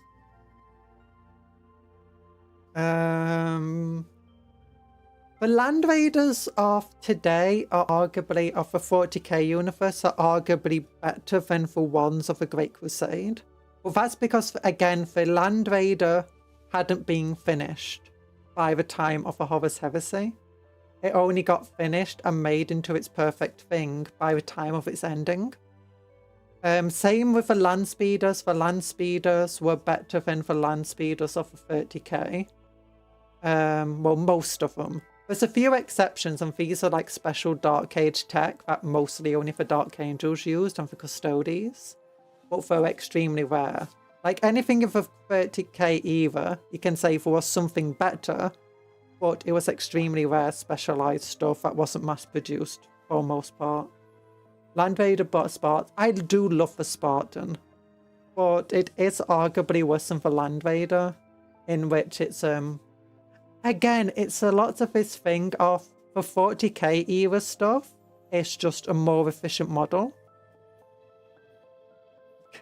It's more efficient in terms of power usage, in terms of just building it and repairing and maintaining it.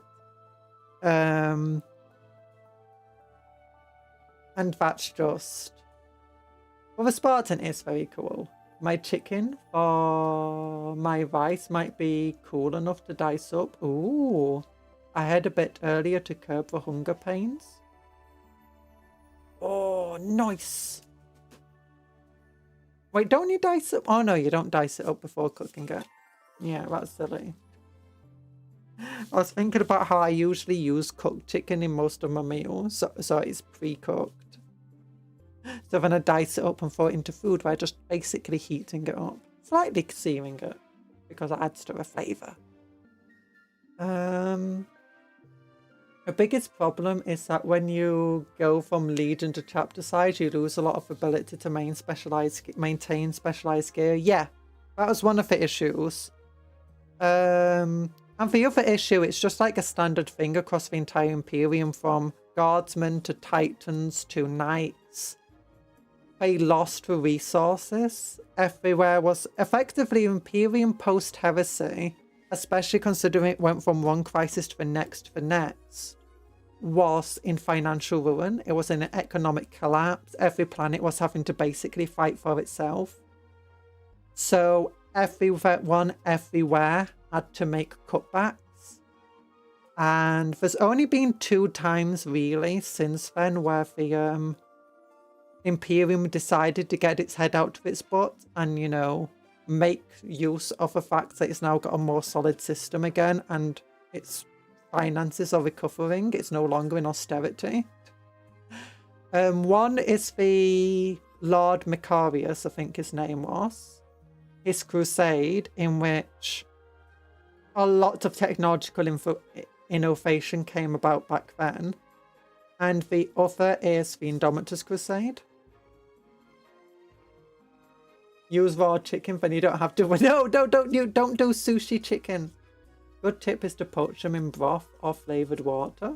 Oh. It's too frozen. I don't have a sharp enough knife to cut it frozen. Yeah, that makes sense. What you need is to get one of those mechanical dices where you go. So that way you cook it up and you just immediately throw it on the dice and then just go. You don't have to wait for it to cool down. By the way, it's getting a bit on now, so thanks everyone for coming to the stream. Wild Chicken for no. No! I dare say that the Imperium should have taken a hint from the Templars and declared an internal crusade. Technically, if it did. It's just lots and lots of crusades at once. But the Imperium effectively had to go into a time of austerity. For its own financial security in the long run, but then it just never left it. Until recently. Basically, once the galaxy got ripped in half by chaos, that's when the Imperium decided to start taking its head out of its butt and, you know, work hard and innovate for Rogel Dawn. But big hearts to everyone. Thanks for coming to the stream. Hope you have a good rest of your day. Remember to eat good food, sleep well, and work hard, play harder, take care of yourself, be kind to others and vice versa. And dream of cupcakes, but don't eat cupcakes as a friends, not food.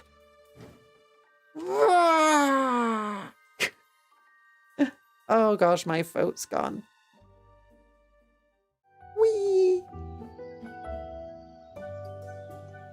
Love you all.